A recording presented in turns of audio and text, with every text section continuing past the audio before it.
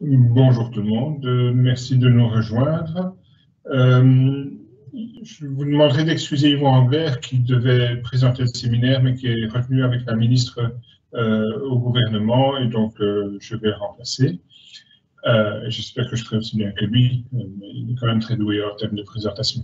Par ailleurs, pour les médecins ou autres personnes disposant d'un numéro qui voudraient faire accréditer la séance, il leur suffit d'envoyer un message avec leur nom et numéro d'INAMI, et donc en fin de séance, on reprendra l'ensemble des personnes qui ont envoyé leur numéro et on transmettra ça à l'INAMI. Voilà.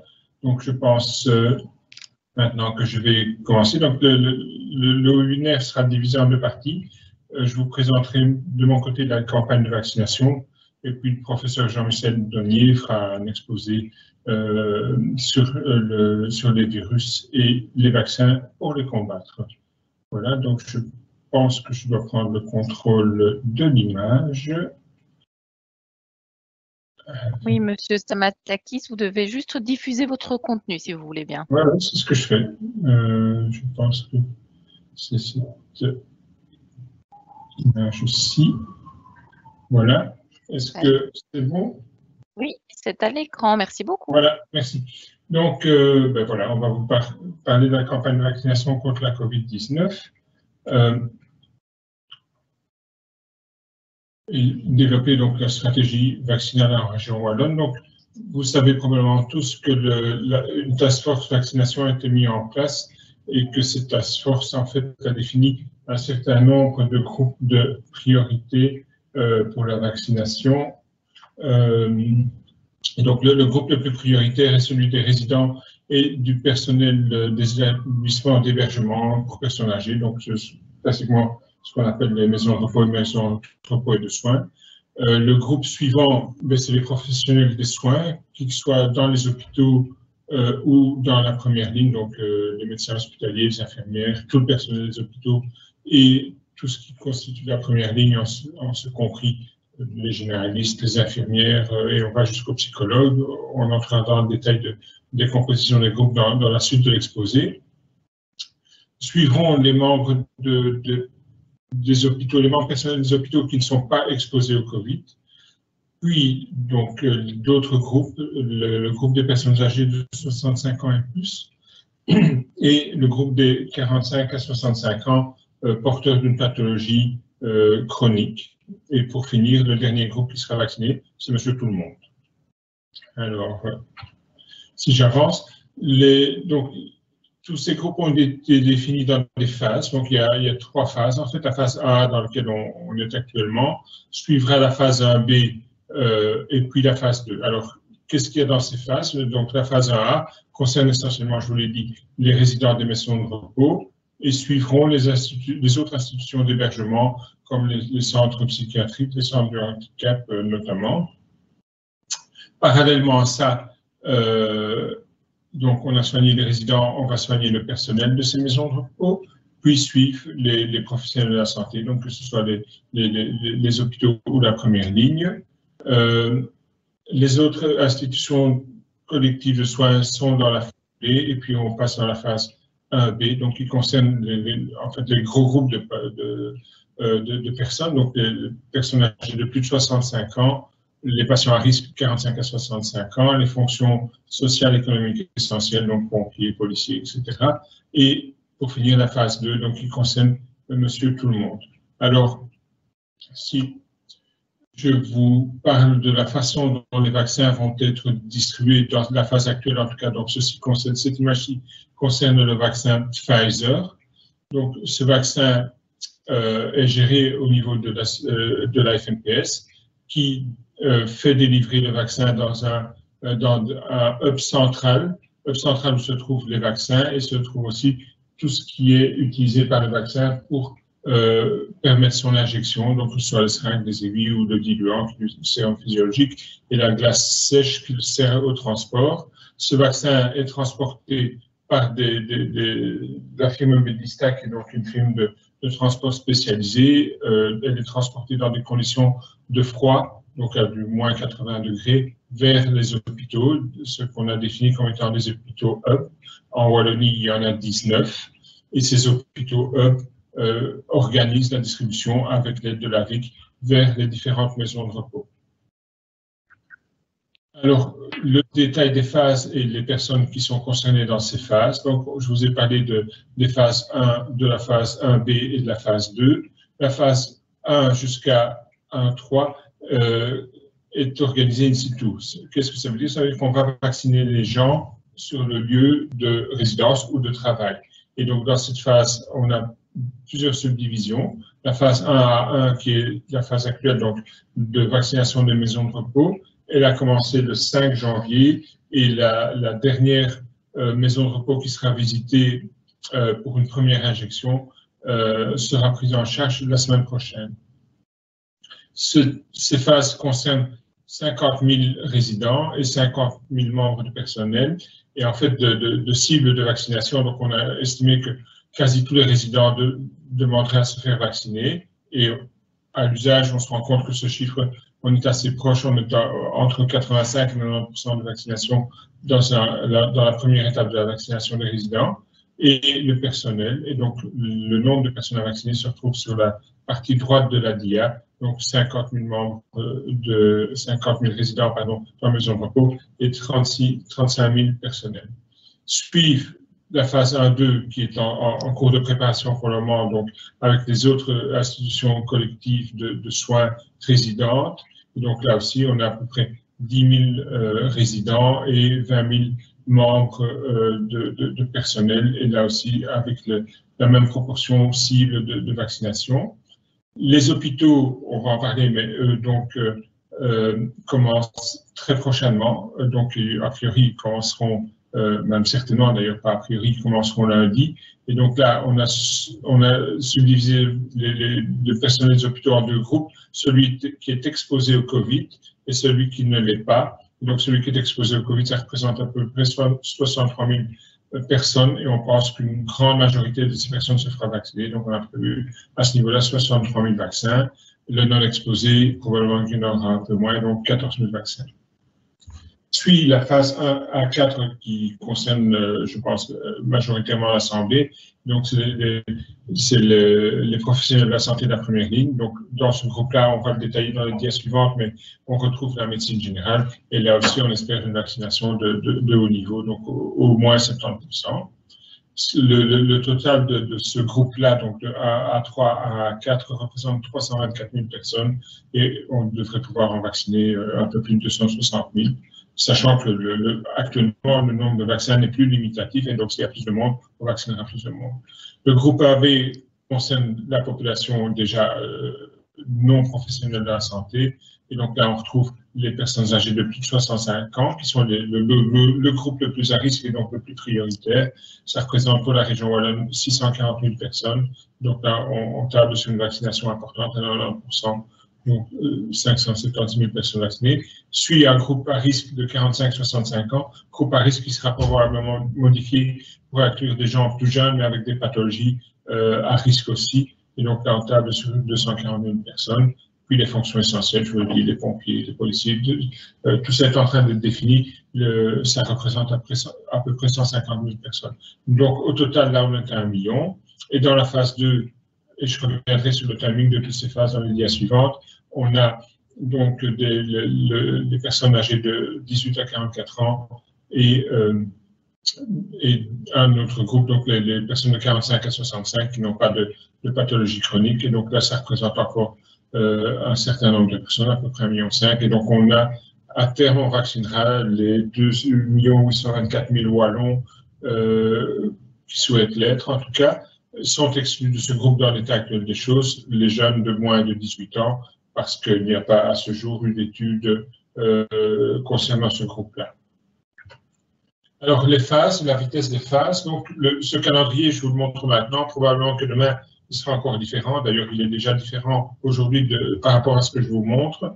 Donc, les phases 1 à 4 sont en cours, sont en préparation. Et donc, bon, les maisons de repos, je vous l'ai dit, on est en plein dedans. Et donc, on termine cette semaine, fin de la semaine prochaine, le premier passage. On viendra 21 jours plus tard pour un deuxième passage dans la maison de repos pour faire le rappel et aussi pour prendre en charge ceux qui n'auraient pas pu être vaccinés au premier passage parce que absents ou parce que hésitants. Et donc, le personnel, par exemple, qui hésitait peut être repris en charge au jour 21. Et donc, forcément, il y aura un troisième passage pour finaliser la vaccination de ces personnes-là. Idem dans les institutions collectives, donc on est en train d'établir les listes des institutions et donc on va commencer très prochainement à vacciner ces personnes-là. Le personnel hospitalier exposé, la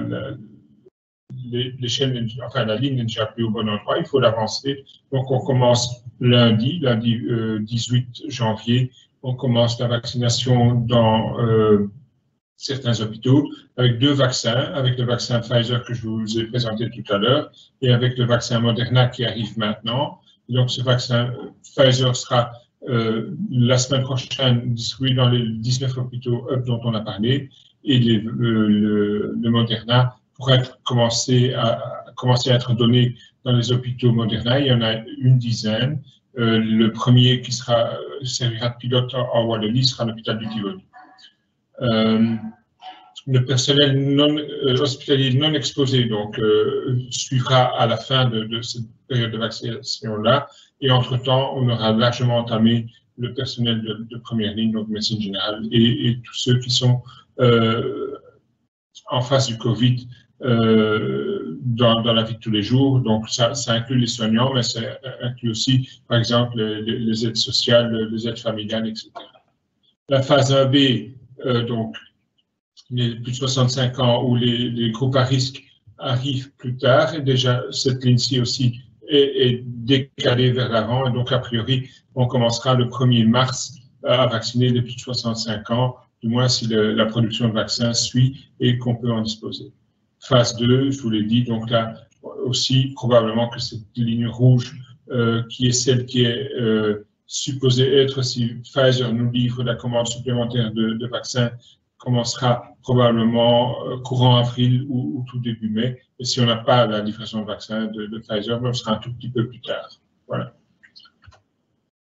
Alors, je continue, mais donc voilà, donc c'est bien reprendre ce que je viens de vous dire, hein, donc les timings, et donc globalement, pour la fin de l'été, début de l'automne, on devrait avoir fini toute la campagne de vaccination en Belgique. Alors, qui est la première ligne? Mais voilà, donc on a repris sur cette diapositive l'ensemble des professions qu'on a identifiées comme étant des personnes qui sont susceptibles de se retrouver face à des patients porteurs du Covid. Et donc, bon, on a évidemment les infirmiers, les aides-soignants, les médecins généralistes, les spécialistes qui font de l'activité privée, etc. Donc, c'est un groupe très hétérogène. Et donc, la difficulté de pouvoir contacter tous ces gens-là, pour les personnes qui font partie de l'article 78, de l'arrêté 78, pardon, c'est facile, ils sont tous répertoriés à l'INAMI. Pour les autres, c'est un peu plus difficile, mais le travail est en cours et on ne désespère pas d'aboutir rapidement à des solutions. Alors, qu'est-ce qui est prévu? Donc, il y a plusieurs niveaux pour donc la phase 1 à 4, on a dit c'était la première ligne. Donc, pour cette première ligne, les gens pourront se faire vacciner à plusieurs endroits. Donc, ces endroits sont repris sur cette diapositive. Donc, je vous l'ai dit, ça représente à peu près 112 000 personnes.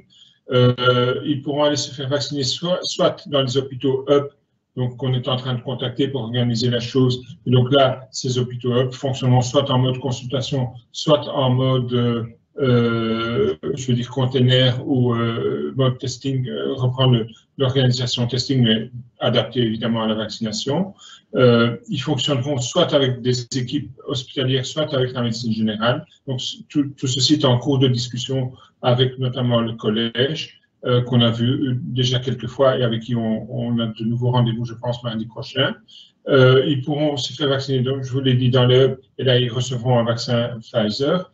Ils pourront se faire vacciner dans les hôpitaux Moderna, où ils recevront l'hôpital Moderna. Alors pourquoi cette différence? En fait, la gestion du vaccin est différente selon que les Pfizer, il nécessite une congélation à moins 75, puis une phase de décongélation et puis il peut être injecté. Je ne vais pas entrer dans les détails, mais là, on est limité par le temps et par le fait que il ne peut pas facilement être transporté. Donc, cette vaccination, on ne pourra pas se faire dans des hôpitaux qui vont recevoir de Pfizer, mais qui ne sont pas eux, par exemple. Le Moderna, c'est plus simple. Il voyage à moins 20 degrés. Une fois qu'il est décongelé, on a 1 mois pour l'injecter. Et donc, les hôpitaux qui seront Moderna, et il y en a 11 de définis pour le moment, eux pourront utiliser un congélateur à moins 20, dégelé et vacciner à leur reste avec un vaccin qui, une fois qui est décongelé, peut tenir 30 jours avant d'être éliminé. Et alors, on a prévu aussi, en support et en test pour les périodes suivantes, d'activer 2 centres de vaccination majeurs qui sont déjà montés. Donc, il y en a un à Bierzet, il y en a un à Ronquière. Ces centres fonctionnent actuellement avec 4 lignes. On peut, pour les phases ultérieures, sans modifier la configuration des centres, passer à 10 lignes de vaccination parallèles. Donc, quand on fait le total de tout ça, on devrait, en quelques semaines, pouvoir vacciner l'ensemble de la première ligne. Alors, cette dia n'est pas tout à fait à jour, et donc je passerai rapidement dessus, mais ça vous donne une idée de l'emplacement des centres. En rouge, les centres de vaccination de grande ampleur, et en coloré de façon différente les autres centres, mais il en manque, donc les hôpitaux non-up ne sont pas inclus sur cette ligne. Alors, pour la phase 1B et la phase 2, donc, qui sont les phases de vaccination de l'ensemble de la population, là, on a prévu d'amplifier le phénomène les centres de vaccination en tout cas. Et donc là, on passerait à 54 centres de vaccination, donc 9 centres majeurs qui sont entrés en rouge ici, qui sont répartis de façon relativement harmonieuse sur l'ensemble du territoire de la région wallonne et particulièrement à l'endroit où les gens vivent, donc au niveau de la dorsale wallonne. Et puis des centres mineurs, enfin mineurs, c'est pas le bon terme, des centres de proximité, il y en aura 24. Et puis on a prévu aussi ce qu'on appelle des smart spots. En fait, c'est quoi? C'est des bus qui vont circuler dans les petits villages et rester stationnés sur la place du village pendant un nombre de journées à déterminer et permettre aux gens de ne pas devoir faire des dizaines de kilomètres pour se faire vacciner. L'avantage d'avoir des bus, c'est qu'avec 3 bus, on va pouvoir couvrir, si on change de stationnement tous les jours, on va pouvoir couvrir 21 points de vaccination, ce qui permet au total d'avoir donc 54 centres pour lesquels on pourrait vacciner la population. Alors, les ingrédients d'une campagne de vaccination réussie, et je terminerai par là. Donc, un, c'est d'avoir un bon vaccin. Et donc, on n'en a pas un, on en a plusieurs, on en a 2 pour le moment. Il y en a d'autres qui arrivent et le professeur Donnier vous en parlera dans les minutes qui suivent. 2, d'avoir une communication qui suscite la confiance. Et là, donc, on demande notamment à la médecine générale de nous assister dans le fait d'encourager les gens à se vacciner. Je pense qu'il n'y a rien de plus positif qu'un généraliste qui dit à son patient qu'il a été vacciné. Et donc là, je vous demande votre aide. Et donc, 3, une accessibilité aisée à la vaccination. Et c'est ce qu'on essaie de faire avec le plan que je viens de vous présenter. Et donc, oui, un petit mot sur les vaccins, mais probablement que Jean-Michel reviendra dessus. Donc, on ne va pas manquer à terme de vaccins. Donc, actuellement, il y a 5 vaccins qui sont en développement avancé ou disponibles. Donc, on a parlé du Pfizer Biotech, qui est celui qu'on utilise pour le moment. Donc là, on a 5 millions de doses prévues et on vient de rajouter 4,4 millions de doses pour ces 4,4 millions de doses sont promises pour le 2e trimestre 2021 et il y en aura d'autres après. Et donc, c'est des doses pour la Belgique, hein, ceci. Donc, il faut, pour la Wallonie, en général, on prend 30%. Le vaccin Moderna, donc, qui arrive et qui est disponible, donc là, on a prévu 2 millions de doses. Et les autres vaccins, donc, c'est CureVac, qui reste un vaccin mRNA à froid, et les 2 autres, donc AstraZeneca, qui a été validé en Angleterre et qui devrait l'être incessamment sous peu chez nous, où on a prévu 7,5 millions de doses. Ça reste, tous ces vaccins sont des vaccins à 2 injections. Et Johnson & Johnson, donc Janssen, pour nous, développe son vaccin. Lui, on a prévu 5 millions de doses. mais a priori, lui pourrait être utilisé en monodose. Et donc, ça permettrait, si 5 millions permettent de vacciner 5 millions de personnes, avec les autres, il faut évidemment diviser par 2 pour avoir la dose 1 et la dose jour 21 ou jour 28. Voilà, et je pense que là, je peux passer la parole à Jean-Michel. Monsieur Denis, votre micro. Merci. Je profite de la transition, si vous me le permettez, pour dire aux médecins qui nous écoutent que pour valider leur présence, il faut mettre leur numéro dynamique. C'est vraiment de ça que nous avons besoin, ainsi que leur nom et leur prénom, dans la boîte de conversation qui se trouve sur le côté. C'est vraiment la seule manière de pouvoir valider votre présence. Donc, beaucoup de personnes demandent si leur inscription est valide, etc. Je ne peux malheureusement pas vous répondre maintenant, mais vous pouvez vérifier dans cette boîte de conversation si vous voyez bien votre numéro dynamique apparaître. Normalement, il devrait l'être si vous l'avez enregistré. Merci, je vous cède la parole, Monsieur Denier. Est-ce que vous voyez ma présentation à l'écran? C'est toi qui... Enfin, Oui, non, je vais...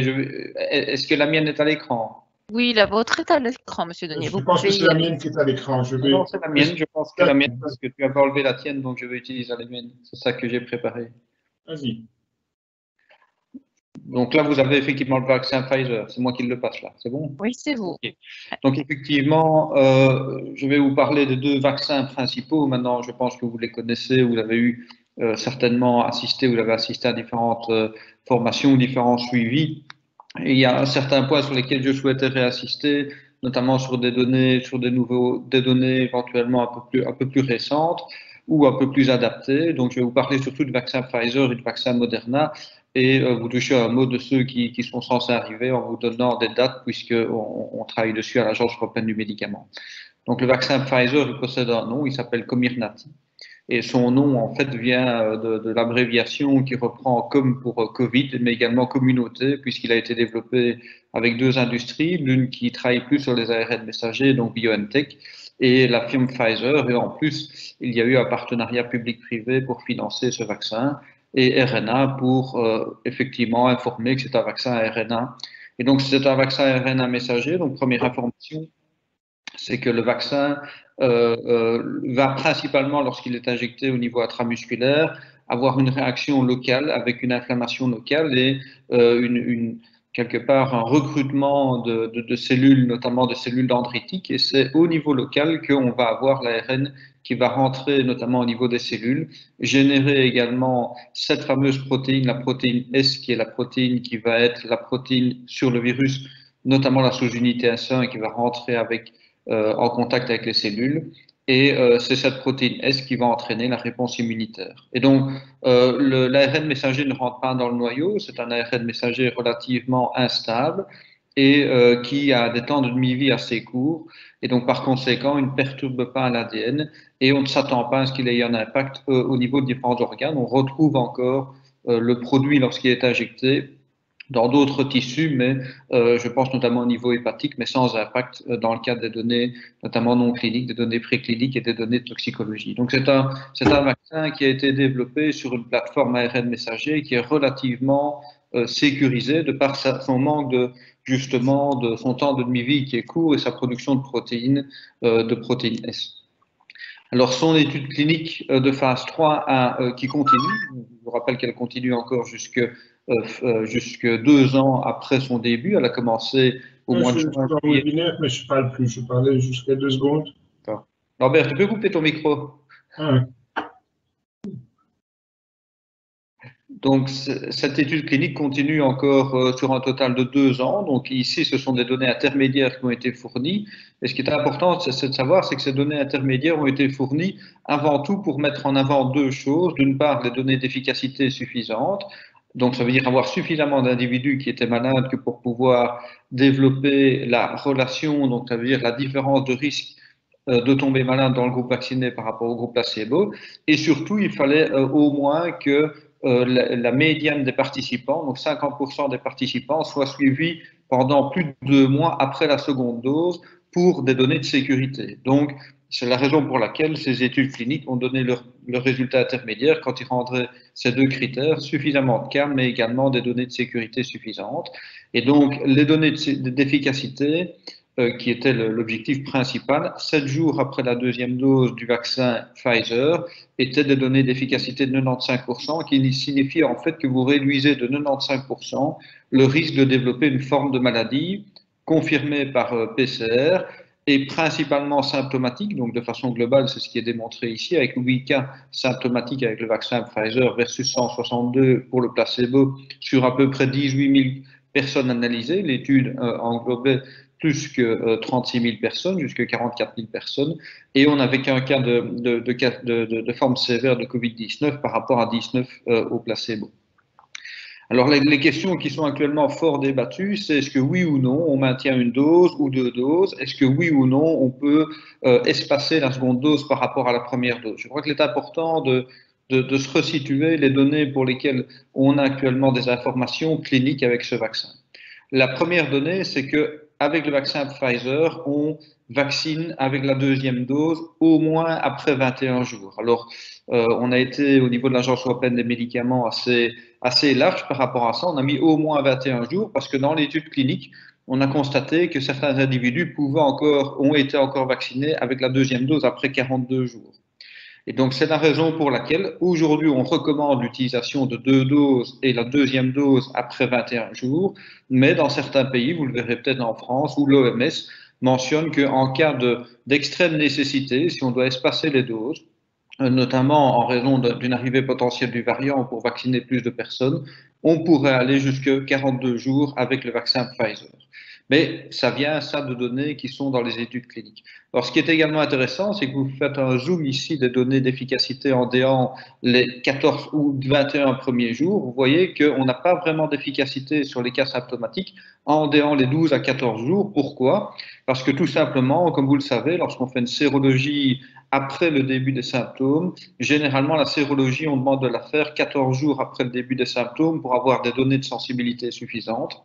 Et en fait, ça explique également que l'efficacité de la réponse immunitaire humorale par les anticorps et cellulaires n'est efficace qu'après au moins une dizaine de jours. Donc, c'est ce qui se passe ici. Donc, ça veut dire que, et ça c'est important, que toute personne vaccinée, pendant les 2 semaines qui suivent, peut encore développer une forme de Covid asymptomatique ou symptomatique, mais asymptomatique ou symptomatique est encore contagieuse, ça c'est important.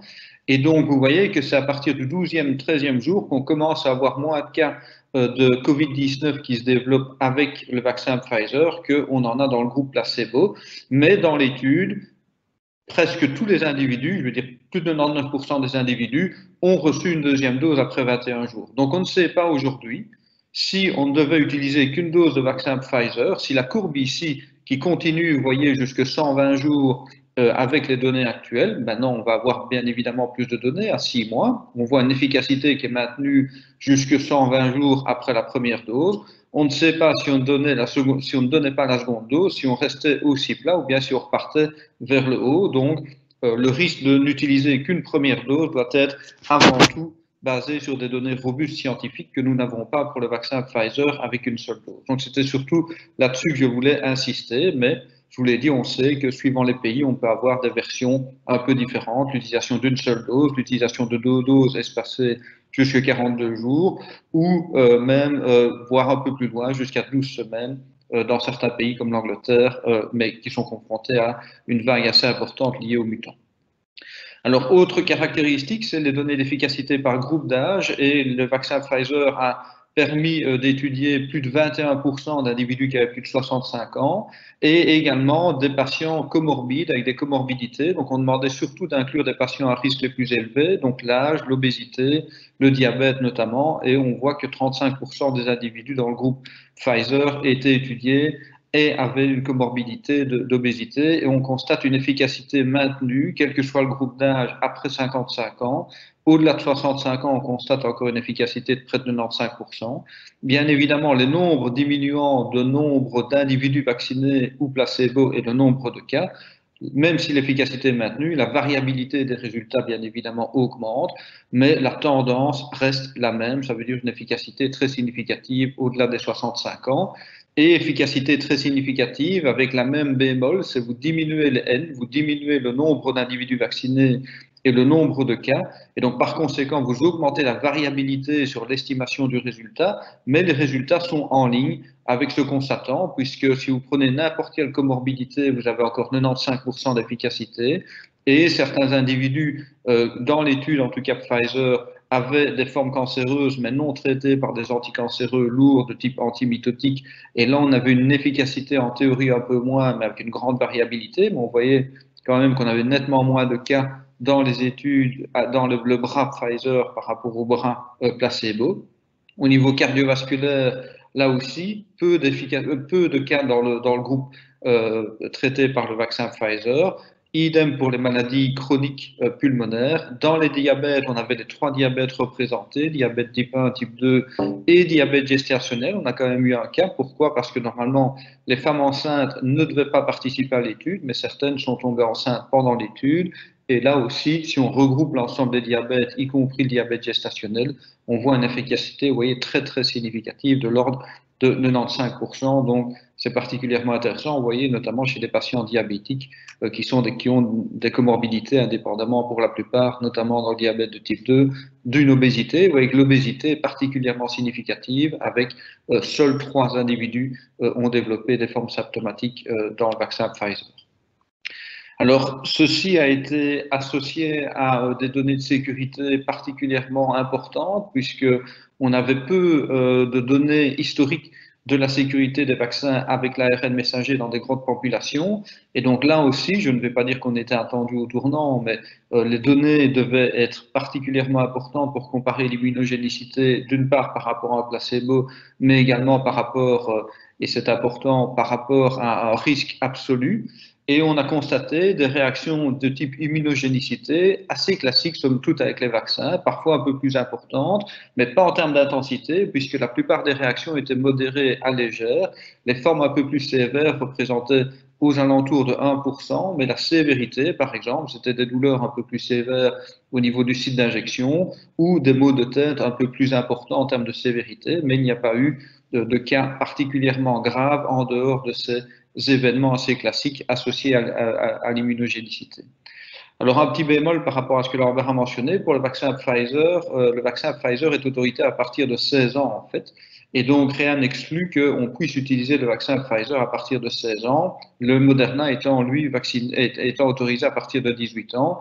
Et par ailleurs, ce qu'on appelle des plans d'investigation pédiatrique sont en cours, tant pour le vaccin Pfizer, et je vais vérifier également pour le vaccin Moderna, mais il se peut qu'on ait également des données pour vacciner les individus de moins de 5 ans. En fait, même à partir de 12 ans, ils étaient inclus dans l'étude Pfizer, mais on n'avait pas assez de données chez eux.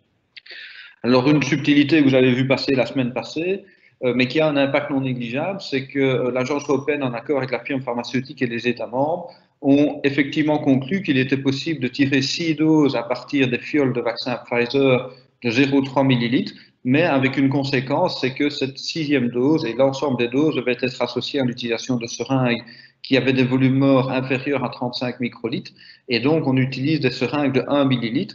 Et là, on sait que ça peut être un goulot d'étranglement quant à l'utilisation massive des vaccins Pfizer, puisque des commandes ont été réalisées avec ces vaccins, bien avant, bien évidemment, d'avoir les vaccins avec ces seringues à 1 millilitre, mais on était déjà limité au niveau mondial de l'approvisionnement de ces seringues, raison pour laquelle on avait fait l'acquisition de seringues de 2 millilitres également. Donc, des stocks supplémentaires de seringues vont arriver, mais au mois de mars. Et donc, il va falloir, pendant certaines semaines, évaluer si les stocks de seringues à 1 millilitre sont disponibles, tant au niveau des hôpitaux que des centres de vaccination, pour pouvoir administrer et utiliser les 6 doses qui sont possibles. Et donc, des travaux sont en cours au niveau de la task force pour identifier les différentes sources de seringues de 1 millilitre. Donc, à ce stade-ci, il n'y a pas, entre guillemets, de problème majeur, mais il y aura certainement des gaps l'une ou l'autre semaine dont il faudra identifier comment y remédier d'un point de vue pratique. Alors, l'autre point que je voulais souligner avec vous, c'est la nature du vaccin qui est un peu particulière puisqu'il n'y a pas de conservateur, il n'y a pas d'adjuvant, mais il contient dans les lipides qui permettent d'entourer du polyéthylène glycol, et ce polyéthylène glycol est important parce qu'il peut être responsable de réactions allergiques, et c'est ce qui a amené des cas anaphylactiques décrits dans la littérature, décrits par le CDC, analysés par le CDC, et qui montrent que lorsqu'on a des réactions allergiques qui d'habitude apparaissent de type anaphylactique, grave, qui apparaissent après les vaccinations. On sait que c'est commun à la vaccination, mais avec une fréquence très rare de l'ordre de 1 tous les millions de doses vaccinées, c'est le cas notamment des vaccins influenza. Et ici, on aura une fréquence peut-être un peu plus importante, de l'ordre de 1 cas sur 100 000. Ça reste très rare, mais ça reste quelque chose dont il faut tenir compte. Et donc, c'est la raison pour laquelle la vaccination doit être associée, en raison de ces événements d'anaphylaxie, à une surveillance appropriée avec du matériel médical qui est adapté et pendant une surveillance d'au moins 15 minutes qui est recommandée après la vaccination. Et une deuxième dose ne devrait pas être administrée chez les personnes qui présentent une anaphylaxie à la première dose du vaccin Pfizer, et idem pour le vaccin Moderna. Et par ailleurs, même s'il n'y a pas de contre-indication majeure, si ce n'est une des composantes du vaccin, une autre limitation d'utilisation du vaccin, c'est notamment chez des personnes qui souffriraient d'une maladie fébrile sévère aiguë ou d'une infection aiguë, donc une température supérieure à 38 degrés. C'est vraiment la seule limitation aujourd'hui qu'on a avec ces vaccins. Donc toutes les comorbidités, vous pouvez me faire la liste de toutes les comorbidités, je ne vous dirai pas oui ou non on peut vacciner, il n'y a pas de contre-indication avec une autre maladie sous-jacente, sauf si elle flambe, comme on dit, sauf si on a une maladie fébrile. Et donc, ça, c'est une première chose. Et la deuxième limitation qu'on a en termes d'information, c'est les maladies chez les patients qui sont immunodéprimés ou qui sont traités par immunosuppresseurs. Ils ont été exclus des études cliniques. Ils font l'objet de ce qu'on appelle des plans d'investigation post-marketing, donc c'est des plans de gestion de risque, mais on n'a pas aujourd'hui des informations majeures. Ils ne sont néanmoins pas contre-indiqués. On s'attend à avoir une réaction d'immunité moindre, mais les vaccins étant tellement efficaces qu'on s'attend à maintenir une efficacité non négligeable chez ces personnes. Alors, enfin, si on devait vacciner avec 2 vaccins, je ne parle pas de 2 vaccins ici Covid-19, mais par exemple le vaccin contre la grippe, si on doit encore vacciner au mois d'octobre l'année prochaine, ou si certains sont encore vaccinés maintenant, ce qui n'est quand même pas normalement un nombre d'individus très élevé, il y a une recommandation de 14 jours avant l'administration de tout autre vaccin. Alors, je terminerai par le vaccin Moderna, qui est en fait une sorte de copie conforme des résultats. Alors, il y a quelques nuances, bien évidemment, sur les études cliniques, mais vous voyez également que selon le même principe, le même protocole, si ce n'est qu'il était administré à 28 jours, 2 semaines après la deuxième dose, on avait également une efficacité très significative de l'ordre de 95%, principalement sur les cas symptomatiques, mais surtout sur les cas sévères également, puisqu'on n'avait pas de cas sévères dans l'étude avec 15 000 individus. Et donc, même type de courbe. Alors, rappelez-vous, pendant certainement les 2 premières semaines, tout individu vacciné, après la première dose, est de nouveau à risque de développer la maladie. Il est de nouveau à risque d'être symptomatique ou asymptomatique et être contagieux. Et donc, la première dose de vaccin n'est pas associée à une efficacité au moins avant 2 semaines et une efficacité démontrée en études cliniques significative après 2 semaines après la deuxième dose. Donc ça, c'est important de le signaler sur base des chiffres, des estimations, mais vous voyez qu'ici, on voit une efficacité relativement claire déjà après 2 semaines après la première dose et qui perdure notamment dès qu'on utilise une deuxième dose. Alors ça a été mentionné, on a quand même des différences logistiques qui fait qu'aujourd'hui, on a des hubs avec vaccin Pfizer et on va avoir des hôpitaux avec vaccin Moderna. Hub avec vaccin Pfizer en raison du maintien à moins 75 degrés et puis une décongélation pendant 3 heures pour amener à 2 à 8 degrés et transporter pendant 5 jours d'utilisation possible du vaccin entre 2 et 8 degrés. Bien évidemment, il est remonté à température normale avant d'être utilisé. Au moins 21 jours, je vous l'ai dit, il y a pas mal de discussions. On peut aller jusqu'à 42 jours, ce n'est néanmoins pas de recommandation chez nous tant que maintenant en Belgique. Et cette fameuse composition lipidique un peu particulière qui peut générer des réactions anaphylactiques à prendre en compte. Et on l'utilise chez les personnes de plus de 16 ans, alors que le vaccin Moderna, même type d'efficacité, même type de profil, donc c'est un vaccin ARN messager, couche lipidique, 4 lipides dont 2 sont au moins différents et qui peuvent également entraîner des réactions anaphylactiques. On retrouve également dans sa composition du PEG 2000. Les doses, c'est 28 jours, c'est un peu plus précis en fait qu'au moins 21 jours avec le vaccin Pfizer. Il ne doit pas être reconstitué. Et donc, il peut être utilisé directement. Il y a 10 doses qui sont disponibles par fiole et on l'utilise chez les personnes de plus de 18 ans. Alors, en ce qui concerne les risques de protection ou pas du vaccin en cas de mutation, en ce qui concerne le vaccin Pfizer, on vient d'avoir des données de laboratoire qui montrent qu'il prévient également les anticorps produits par le vaccin sont des anticorps neutralisants, y compris contre la forme mutante anglaise. Et par ailleurs, on s'attend à avoir le même effet avec le vaccin Moderna et éventuellement ceux à venir, parce que ce sont des anticorps qui agissent pas uniquement sur un acide aminé précis de la partie de la sous-unité S1 du récepteur binding domain, mais qui agit de façon un peu plus large, et donc raison pour laquelle on s'attendait déjà à maintenir une efficacité, mais ça commence à être confirmé dans des tests de laboratoire pour le vaccin Pfizer. Un suivi en termes d'enregistrement de vaccins est néanmoins important, notamment dans la base de données Vaccinet qui a été mise en place. Elle existait déjà en Flandre, elle a été mise en place du côté wallon, principalement pour connaître les taux de vaccination, la couverture vaccinale, et pour permettre une surveillance en pré-commercialisation des vaccins, tant des données de sécurité que des données d'effectiveness. En ce qui me concerne, pour les données de sécurité, c'est particulièrement important, puisqu'une personne vaccinée aujourd'hui qui va développer des événements indésirables d'ici 2-3 semaines ou 2-3 semaines après sa seconde dose n'aura peut-être plus l'information elle-même par quel type de vaccin elle aura été vaccinée, par quel numéro de lot. Et donc, c'est important pour nous d'avoir ces informations et de remettre ça en place avec également la couverture vaccinale qui nous permet de déterminer les incidences des événements indésirables. Alors, en plus de ces études cliniques, voici la carte mondiale de vaccination dans le monde à dater d'aujourd'hui, ou d'hier, pardon. Donc, on a 32 millions de personnes qui ont été vaccinées. Alors, il faut savoir qu'aux États-Unis et au Canada, c'est principalement le vaccin Pfizer et le vaccin Moderna. En Angleterre, c'est principalement le vaccin Pfizer et un peu de vaccin AstraZeneca et du vaccin Moderna maintenant également. En Europe, c'est principalement du vaccin Pfizer. Et on a certains pays comme Israël qui est principalement du vaccin Pfizer, qui fait qu'on a un recul assez important maintenant de plus de 10 millions de doses qui ont été utilisées avec le vaccin Pfizer, avec un profil de sécurité qui est somme toute relativement proche de ce qu'on a en études cliniques, avec bien évidemment des événements un peu plus rares qui peuvent apparaître et qu'on étudie dans la vraie vie également, avec des études dites de pharmacoépidémiologie, des études d'analyse de cas observés par rapport à des cas attendus. Et donc tout ça est en cours d'analyse et les résultats, la plupart des données rentrent dans la logique même de ce qu'on a avec une vaccination. Donc je pense que c'est certainement des données intéressantes en termes de risques à long terme ou de risques plus rares qui commencent à venir et qui sont aujourd'hui dans le sens des vaccins classiques.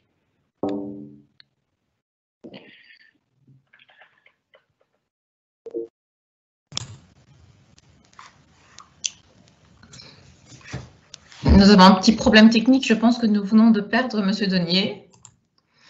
Monsieur Stamatakis, si vous voulez prendre la parole, vous pouvez ouvrir votre micro. 2 secondes, d'accord. Alors, je continue à vous dire, alors, du coup, j'en profite pour vous dire que nous recevons bien vos numéros d'INAMI. Vous pouvez rechecker dans l'onglet « Publier » de la boîte de conversation si vous l'avez bien enregistré. Il n'est pas nécessaire de le réécrire plusieurs fois parce que si vous l'avez fait une première fois, normalement, c'est en ordre. Nous allons aussi répondre aux questions que vous posez pendant des petites sessions de questions-réponses. Donc, ne vous inquiétez pas. Et normalement, les slides de ce webinaire seront en ligne. On vous communiquera l'adresse sur laquelle ils seront en ligne après l'accord des orateurs. Je recède la parole à Monsieur Stamatakis. Merci. Merci. Donc, j'ai noté quelques questions au passage. Et donc, je vais voir avec Jean-Michel ou moi qui répond. Donc, il y avait une question notamment sur le Moderna. Une fois qu'il est décongelé, il reste valable 1 mois. Et du coup, pourquoi est-ce que le médecin généraliste ne peut pas l'utiliser dans son cabinet? La réponse est toute simple, c'est qu'une fois qu'il est décongelé, il ne peut pas voyager. Donc, et c'est un des problèmes du vaccin Moderna. Donc, une fois qu'il est décongelé, on est obligé de l'utiliser à l'endroit de la décongélation. Et donc, actuellement, dans les hôpitaux, on nous demande de le réserver aux hôpitaux. Une autre question, peut-être que Jean-Michel pourrait intervenir, c'est quelqu'un qui demandait, une personne qui a présenté un choc anaphylactique dans ses antécédents, est-ce qu'on peut le vacciner et si oui, où? Moi, je vais avec la notion que la réponse est non, mais peut-être que Jean-Michel a plus d'infos à ce niveau-là.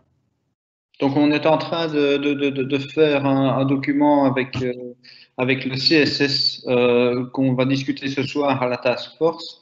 Donc en fait, notamment sur ce sujet-là, et on travaille également avec des allergologues et des immunologues spécifiquement. Et donc là, ça fait débat. Donc en fait, ils ne sont pas contre-indiqués. Donc ça, c'est important, c'est que la seule contre-indication, c'est les allergies à des constituants. Dans les études cliniques, on avait plus de 5 à 6 000 personnes dans l'étude Pfizer qui avaient des allergies par le passé. Et dans les données sur les chocs anaphylactiques, il y avait pas mal de personnes qui avaient des réactions allergiques par le passé, mais y compris toute une série de personnes qui n'avaient pas de réaction allergique, 70% des événements apparaissant en déant les 15 jours.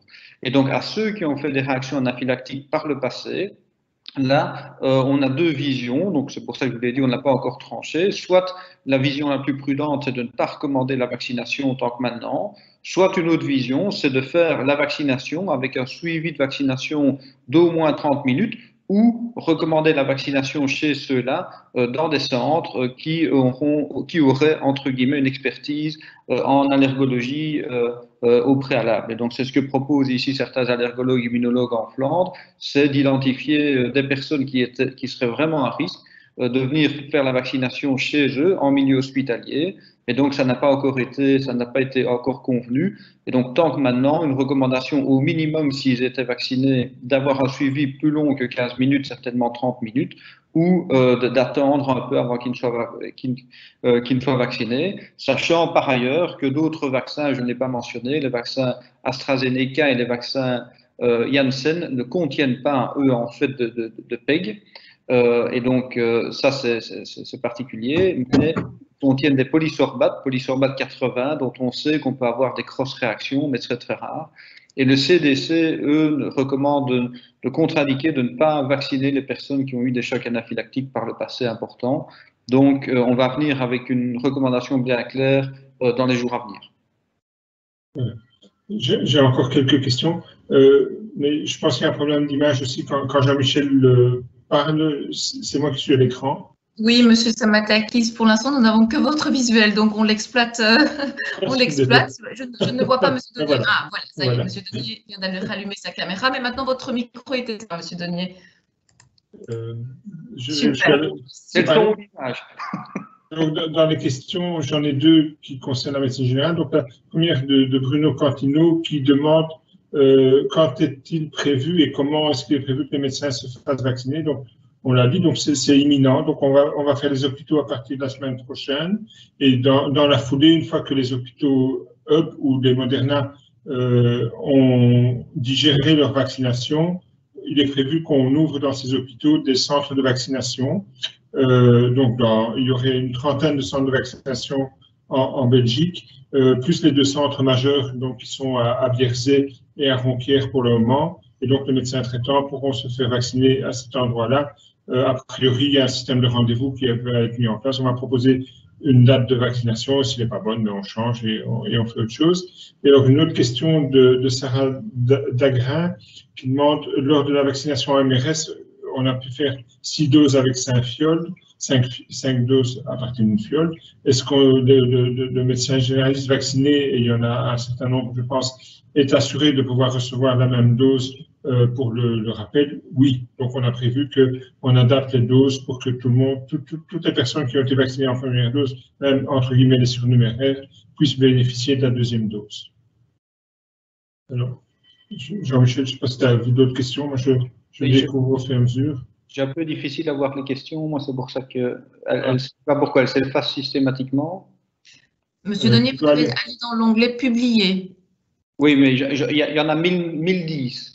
Pour l'instant, oui. Donc, c'est difficile. On voudrait bien que tu répondes aux 1010, s'il te plaît. Allez.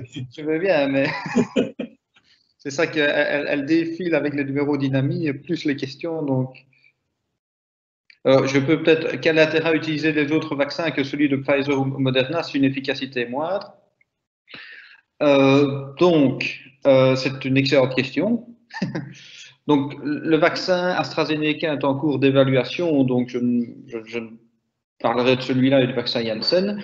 Et vous savez qu'il est autorisé dans certains pays comme l'Angleterre et l'Inde, avec des données d'efficacité qui ont été publiées dans le Lancet le 8 décembre 2020, de l'ordre de 70% de moyenne, mais si on prend vraiment la dose standard, de l'ordre de 60% d'efficacité, donc entre 60 et 70%, je vais dire. et moins de données d'efficacité, c'est pas qu'il n'est pas efficace, mais moins de données chez les plus de 65 ans.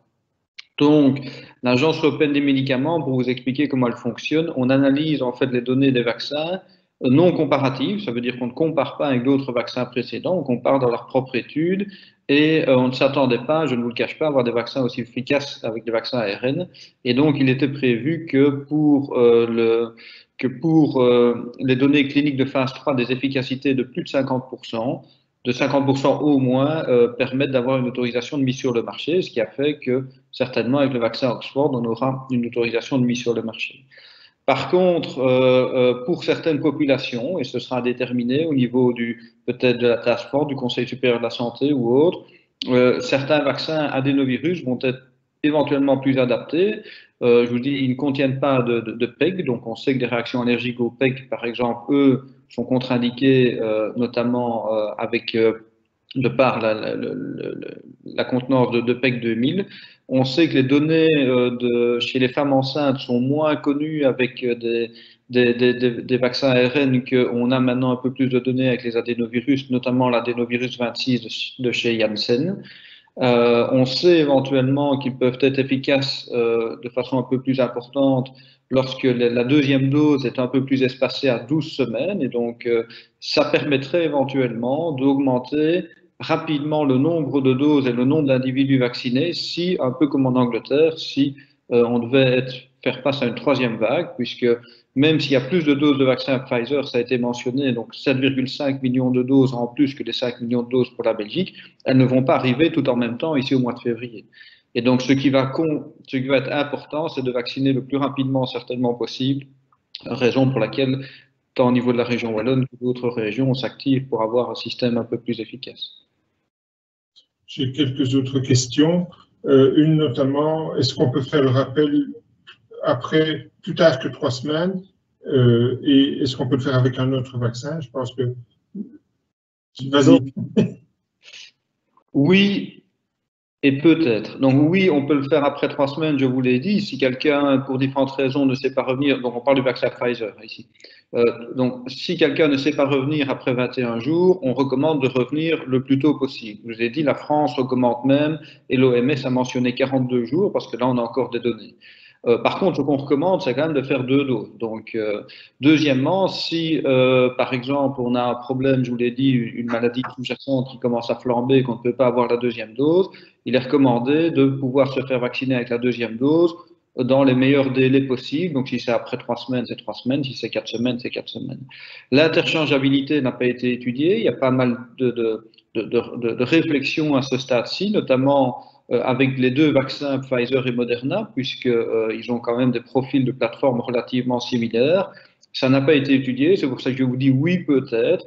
Je dirais que ce serait malheureux, vu les quantités de doses de vaccins qu'on va commencer à avoir de Pfizer et Moderna, qu'il faudrait se poser la question, puisque comme ça a été dit par Lambert, toute personne qui est vaccinée avec une première dose, une deuxième dose, on s'attend à ce qu'elle soit disponible dans les délais pour être vaccinée. Donc, je pense que la question ne va tout simplement pas se poser, sauf si, après une première dose, par exemple, d'un vaccin Pfizer ou Moderna, on développait une réaction de type choc anaphylactique. À ce moment-là, on sait qu'on ne va pas administrer la deuxième dose. Et là, il y a la réflexion de savoir si oui ou non on pourrait repartir avec un schéma à 1 ou 2 doses d'un autre vaccin. Mais donc ça, ce sera à chaque fois des cas individuels qui n'ont pas, tant que maintenant, fait l'objet d'études, mais qu'il faudra se poser au cas par cas. Mais on reste sur un schéma à 2 doses du même vaccin dans les délais initialement impartis. Et ça peut changer, hein, que les choses soient claires, je vous l'ai dit, suivant ce qui va se passer en Belgique. Si on a la même situation que l'Angleterre, il faudra certainement accélérer le rythme. Alors, une autre question de Françoise Martin. Pour les patients vaccinés dans les homes, comment déclarer des effets secondaires? Ça, c'est une excellente question parce que bon, ça, c'est notre travail quotidien au niveau de l'Agence belge et l'Agence européenne des médicaments. Ce qu'on vous demande absolument, donc vous avez un encodage dans la plateforme Vaccinet. Par contre, on demande aux médecins, aux pharmaciens, à tout professionnel de la santé d'utiliser la base de données Internet de déclaration d'effets secondaires sur le site de la FMPS. Donc, vous avez le site de la FMPS qui est prévu à cet effet. Vous avez, dès que vous cliquez dessus, vous avez la possibilité de rapporter des effets indésirables, tant d'ailleurs en termes de professionnels de santé qu'en termes de patients. Mais bon, on préfère que ce soit le professionnel de la santé parce qu'on peut revenir vers vous. Et pas plus tard que ce matin, on a discuté d'un cas justement d'une personne qui était vaccinée où on a eu malheureusement des événements. Et donc, rapporté via le site de la FMPS ou via les adresses e-mail, enfin l'adresse e-mail, via le site des événements indésirables. Je pense que vous avez les sites un peu partout, tapez AFMPS, tapez sur le CBIP, vous avez la même chose. Donc, et ça se fait online, c'est beaucoup plus simple également. Alors, une autre question, est-ce que l'asthmatique a un risque à se faire vacciner? Et, il a un risque de ne pas tomber malade du Covid, oui. Donc les patients asthmatiques sont recommandés pour la vaccination, notamment donc forcément la vaccination Covid-19. Ils étaient inclus, je vous ai dit, les insuffisants pulmonaires étaient inclus dans les études cliniques. En termes de sécurité et d'efficacité, on a le même profil dans ce groupe-là, au même type que les diabétiques. Donc oui, il n'y a pas d'exclusion des patients asthmatiques. Ok. Une autre question du docteur Noël, qui est de dire qu'est-ce qu'on peut faire avec les dossiers surnuméraires qu'on a dans les maisons de repos. Je vais répondre une chose, en tout cas, ne pas les jeter.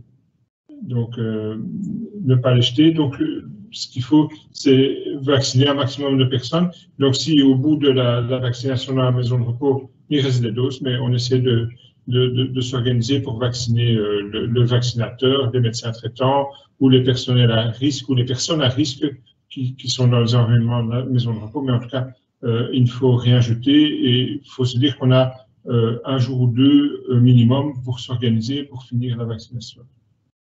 Je peux peut-être reprendre aussi une question, les patients sous NOAC et les femmes enceintes, ouais, ou qui allaitent. Donc les patients sous NOAC, donc pas uniquement NOAC si vous voulez, les patients sous l'anticoagulant, que ce soit un AVK, que ce soit du Xarelto, du Pradaxa, de l'Eliquis, il n'y a pas de contre-indication. On sait que ces personnes peuvent éventuellement avoir un saignement plus important au niveau de l'endroit du site d'injection avec une ecchymose, qui peut survenir après administration intramusculaire chez ces personnes. Mais donc, il n'y a pas de prudence particulière, si ce n'est bien évidemment respecter la technique de l'injection intramusculaire classique, avec un maintien, peut-être une compresse un peu plus longtemps au niveau du site d'injection en appuyant pendant 5 minutes et en avertissant la personne qu'elle peut présenter une ecchymose un peu plus importante.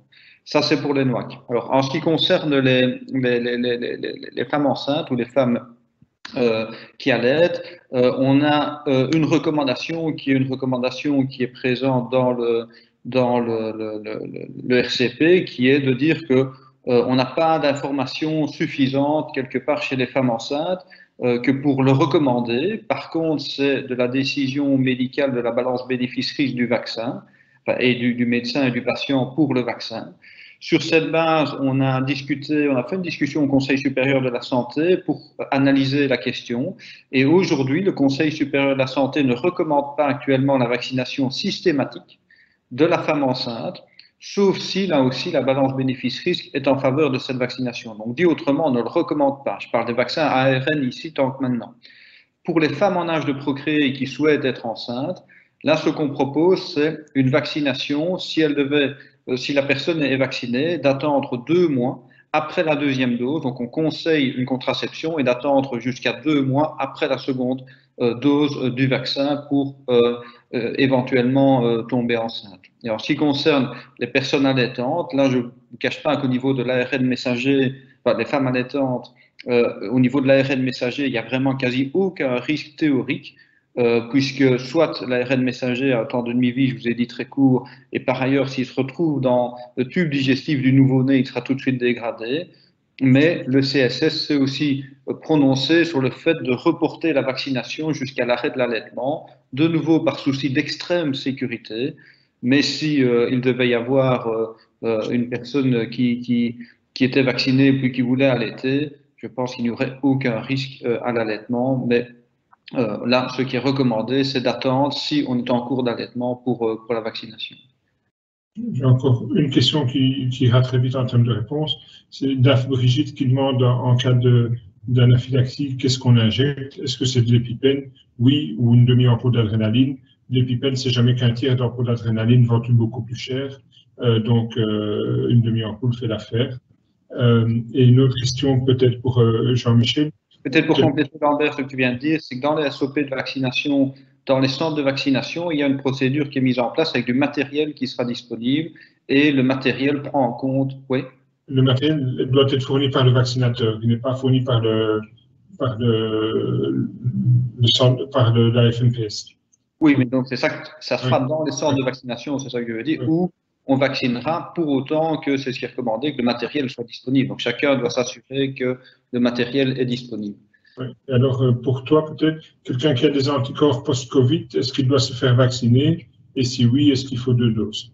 Bon, donc je vous ai parlé de la difficulté aujourd'hui peut-être de devoir accélérer la campagne de vaccination et des différences qu'on peut avoir entre pays.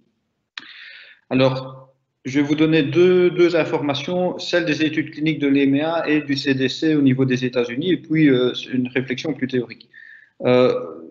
Aujourd'hui, les études cliniques ont inclus des séropositifs, un nombre relativement faible, mais on a démontré qu'il n'y avait pas de différence de sécurité d'utilisation des vaccins chez eux, premièrement, et les données d'efficacité étaient relativement limitées parce qu'il y avait un nombre assez faible d'individus.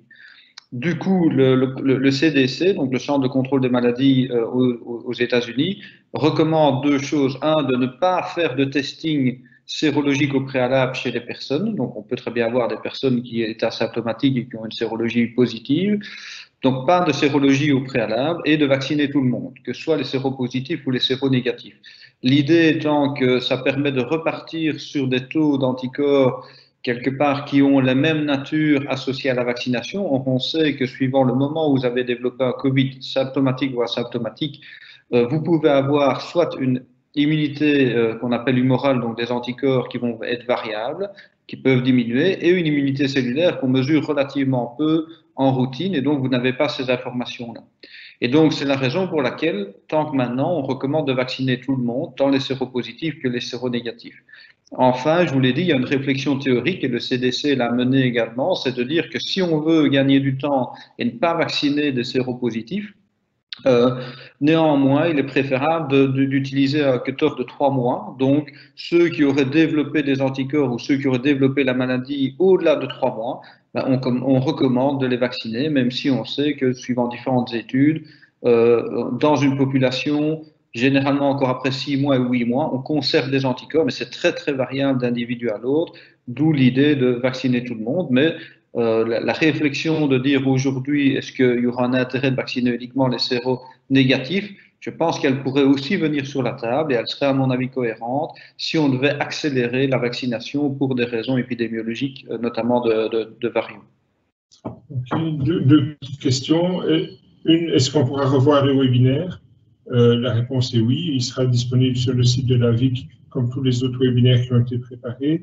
Et pour Jean-Michel, Sophie Merckx nous demande combien de personnes dans l'étude Pfizer ont reçu la dose à 42 jours, la deuxième dose à 42 jours au lieu de 21. Très peu, je regarderai la stratification, Madame Merckx.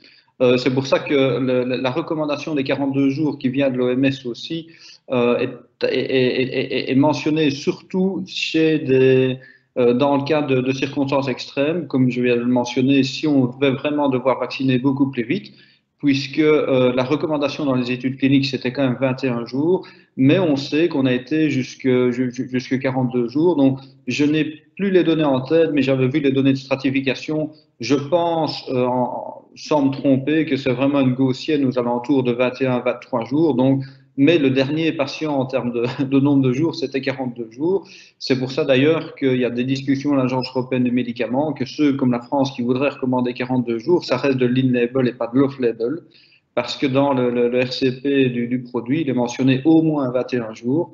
Et donc le dernier patient, ou en tout cas les données qu'on a, c'est jusque 42 jours. Mais vraiment, l'objectif de l'étude, c'était de tourner aux alentours des 21 jours. Et donc, c'est certainement la recommandation qui est optimale. Mais je pense que des pays qui font 42 jours restent quand même dans une optique de d'utiliser la deuxième dose de vaccin, je crois que c'est important. Maintenant, ce qu'il faut savoir, c'est que d'un point de vue logistique, reporter de 3 semaines supplémentaires n'est pas forcément un cadeau, hein, puisque chez les individus chez qui on pourrait faire jusqu'à 42 jours, l'objectif, ce serait de gagner, bien évidemment, des doses de vaccin pour vacciner plus vite. Mais si on fait revenir les gens après 42 jours, là, forcément, on sait qu'il y en a beaucoup qui ne reviendront pas exactement après 42 jours. Et donc, il y en a qui viendraient soit pas du tout, soit après 60 jours, soit un peu plus. Et je vous ai dit, le vaccin AstraZeneca, on a pas mal de difficultés avec celui-là parce que la deuxième dose, là, on la recommande et ça viendra, on la recommande entre 4 et 12 semaines. Et là, d'un point de vue logistique aussi, on sait que plus on augmente la durée de la seconde dose, moins on a de chances que les individus reviennent se faire vacciner. Donc, aujourd'hui, 42 jours, ça peut être une possibilité, mais il vaut mieux s'assurer des 21 jours avec une certaine flexibilité pour rester dans la fenêtre 21-42 jours. Okay. Toujours pour répondre, on continue avec Sophie Merckx. Est-ce qu'on a des données concernant la transmission après vaccination? Donc, la réponse exacte, c'est non. Ça veut dire que la transmission après vaccination, non. On commence, mais avec des données assez limitées dans les études cliniques, à avoir certains qui ont inclus dans des sous-groupes des analyses de mesures de PCR chez les asymptomatiques. Alors, l'objectif est chez les vaccinés. L'objectif est de se dire que si chez les asymptomatiques vaccinés, les PCR, par exemple, donc la présence du virus est nettement moindre que chez ceux qui reçoivent le placebo, c'est qu'à un moment ou l'autre, le vaccin, même en plus de prévenir la maladie, pourrait prévenir la charge virale quelque part qui serait présente dans le groupe vacciné. Alors, il y a quelques données qui ont été fournies avec les vaccins AstraZeneca qui ne sont pas très concluantes parce qu'elles sont assez variables et qui dépendent en plus surtout pour le vaccin AstraZeneca, pour la standard dose versus la demi-dose. Et donc là, on est en train de les analyser au niveau de l'Agence européenne des médicaments. Mais donc, à ce niveau-là, on n'a pas encore de données robustes sur la transmission, puisque c'est pas parce que vous avez, même si vous êtes asymptomatique, une charge virale moindre que ça garantit le fait de ne pas entraîner de transmission. Donc, pour répondre à votre question, non, on n'a pas de données robustes. On aura, je l'espère, plus de données épidémiologiques dans la vraie vie que ce qu'on a dans les études cliniques. Encore une question. Donc, dans l'étude de Pfizer, on s'est concentré sur des populations globalement pas trop âgées, donc la cohorte de plus de 75 ans n'est pas très représentée, alors que dans les MRS, on vaccine au-dessus de 75 ans. Dis-nous. Donc oui, c'est exact forcément, puisque là aussi, hein, c'est des courbes gaussiennes sur un âge moyen, d'ailleurs aux alentours ou médian de 51. Je veux dire, c'est déjà exceptionnel dans des études sur ce type de vaccin d'avoir plus de 20% d'individus chez les plus de 65 ans, 21% de mémoire avec le vaccin Pfizer, presque 25% avec le vaccin Moderna. Et forcément, comme toute courbe gaussienne, ça diminue avec l'âge. Ça diminue avec on s'éloigne de l'âge médian.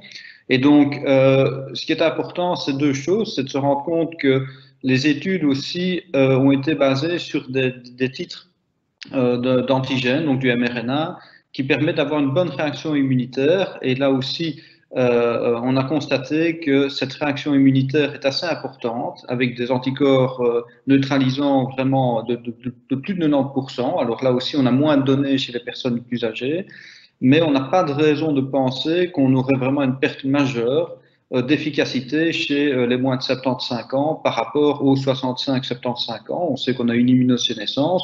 Donc c'est vrai qu'on a vacciné des personnes de plus de 100 ans, des personnes de plus de 95 ans, qu'on n'a pas ces données vraiment de façon significative en études cliniques. Je vous l'ai dit pour deux raisons, parce que d'une part, le nombre d'individus enrôlés inclus était moindre, et deuxièmement, il y a beaucoup moins de cas de maladie. Mais on reste dans une logique, vous avez vu, d'efficacité de 90-95%. Alors c'est vrai que pour le vaccin Moderna, je ne vous l'ai pas présenté, j'aurais pu, on a une efficacité dans un certain groupe chez les plus de 65 ans qui a un peu diminué, qui est de 86%, mais on a une variabilité sur cette estimation qui est d'ailleurs assez importante, et si ce n'est que chez les plus de 75 ans, c'est en théorie très efficace, soi-disant, puisque ce serait 100% d'efficacité, mais c'est là aussi un peu un leurre, parce qu'il n'y a pas eu de cas tout simplement de personnes malades, mais sur un nombre de cas très très limité. Donc oui, on conserve une efficacité. Alors, je vous rappelle, ici, on a des efficacités de 95%, hein, déjà chez les plus de 65 ans, 75 ans. Et donc, quand on part d'une efficacité aussi élevée, si on perd même 20 à 30% d'efficacité, ça reste très efficace. Ce serait beaucoup plus ennuyant avec un vaccin qui aurait une efficacité de l'ordre de 40%, ou peut-être le vaccin AstraZeneca qui pourrait être moins efficace au départ. Si on perd 20-30% d'efficacité, là, vous avez une efficacité nettement moindre. Et donc, ici, on a de fortes chances de penser que non seulement il reste efficace, mais avec un taux d'efficacité qui part d'une valeur fort élevée. Alors, j'ai deux questions qui concernent des groupes particuliers de pathologie. Donc, un, est-ce qu'on peut vacciner? Oui. Donc, est-ce qu'on peut vacciner des patients sous immunosuppresseurs? Et l'autre, qu'en est-il des patients porteurs d'une sclérose en plaques qui sont traités par Gilenya? Donc, même on a toujours la question, et donc c'est tout à fait normal. On ne peut pas dire plus que ce qu'on attend maintenant dans les études cliniques, même si les vaccins sont fort utilisés, ils ne sont pas contre-indiqués dans ces populations. Donc, soit parce qu'il est sous immunosuppresseur, soit parce que c'est un patient immunodéprimé, ou qu'il est traité dans la sclérose en plaques par Gilenya. Donc, il n'y a pas d'exclusion de ces personnes pour la vaccination. Pour les patients immunodéprimés, on s'attend à avoir une efficacité moindre. Et ce qu'il faut savoir, c'est que dans les études qu'on appelle post-marketing, les post-authorization safety studies, dans le plan de gestion de risque, on inclut là justement des mesures dans des études cliniques de suivi des patients soit immunodéprimés, soit sous traitement immunosuppresseur. Donc, on aura des données supplémentaires. Donc, certainement que la recommandation aujourd'hui, c'est de ne pas priver ces patients de la possibilité d'être vaccinés. On n'a pas de risque d'événements indésirables majeurs, puisqu'à la limite, c'est même l'inverse, puisque la plupart du temps, chez les patients immunodéprimés ou sous immunosuppresseurs, ce qu'on craint souvent, c'est des réactions auto-immunes qui sont étudiées aussi en post-marketing, qui seraient également moindres. Donc là, d'un point de vue pratique, on n'exclut pas ces patients, il est recommandé de les vacciner. Sauf si, je l'ai dit, ces patients ont une forme de maladie qui, avant la vaccination, a commencé à flamber, donc avec des fleurs, avec ça, on ne vaccine pas si on est dans une forme aiguë de la maladie. Alors, une question pour la médecine générale. Donc, quid de la vaccination de médecins traitants via les MR-MRS? Donc là, on parle de la 6e dose qui a été permise par la FMPS. Donc, s'il reste des 6e doses, évidemment, il faut les utiliser pour vacciner les groupes prioritaires, et en ce compris les médecins traitants. Donc, il est demandé aussi aux médecins coordinateurs, aux médecins référents qui ont déjà utilisé ce système dans la première injection des maisons de repos, de ne pas oublier au moment de la commande de commander les quantités nécessaires à vacciner tous ceux qui ont été vaccinés par la première injection.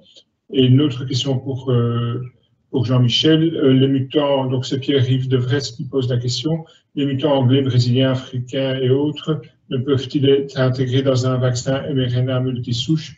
Il semblerait, toujours selon le docteur Devres, que les mutants brésiliens ne seraient pas bloqués par les anticorps des vaccins actuels. Donc aujourd'hui, ce qu'il faut se rendre compte, c'est qu'on travaille avec à flux tendu en termes de production et de développement des vaccins tels qu'ils ont été étudiés en études cliniques. Donc votre question est très pertinente et votre réponse aussi que vous proposez est très pertinente, de venir maintenant avec des formes à développer. Le problème, c'est que redévelopper des formes comme ça de vaccins multisouches, le temps de les développer ici, même sans les étudier en études cliniques, il faudrait concevoir au minimum 6 semaines, plus rien que pour les produire en quantité suffisante, certainement quelques mois. Donc, c'est un problème au niveau logistique. Et enfin, je ne vous cache pas que le temps que ceci se mette en place, qui prendrait certainement donc de l'ordre de 4 à 6 mois, rien n'exclut que d'autres mutants seraient développés ou pourraient se développer et on pourrait se reposer la question tous les 2 mois. Donc, la stratégie est celle-ci. C'est 1, on vaccine le plus de gens possible. 2, si des formes mutantes se développent, par des tests en laboratoire, donc pas des tests d'études cliniques. Alors, si vous voulez savoir ce que c'est ces tests en laboratoire, c'est vous prenez le sérum ou le plasma, si vous voulez, des individus qui ont été vaccinés, vous mettez le plasma en contact avec le virus, la forme mutante du virus qui va rentrer dans des cellules qui sont prévues à cet effet, et vous mesurez si les anticorps produits par votre vaccin permet de bloquer toujours les formes de virus qui ont été mutées. C'est ce qui a été fait avec le vaccin Pfizer, donc c'est ce qu'on appelle des tests de neutralisation, et c'est là qu'on a montré qu'il pouvait agir sur cette forme mutante. Donc on n'exclut pas à l'avenir qu'une forme mutante puisse entraîner une perte d'activité du vaccin, ou une perte en tout cas de la réponse immunitaire de ces anticorps bloquants. Et là, il faudra se poser la question de est-ce que la réduction est vraiment significative? Est-ce que cette forme mutante dans la population est très prévalente ou pas? Ou est-ce qu'on conserve toujours donc une balance bénéfice-risque?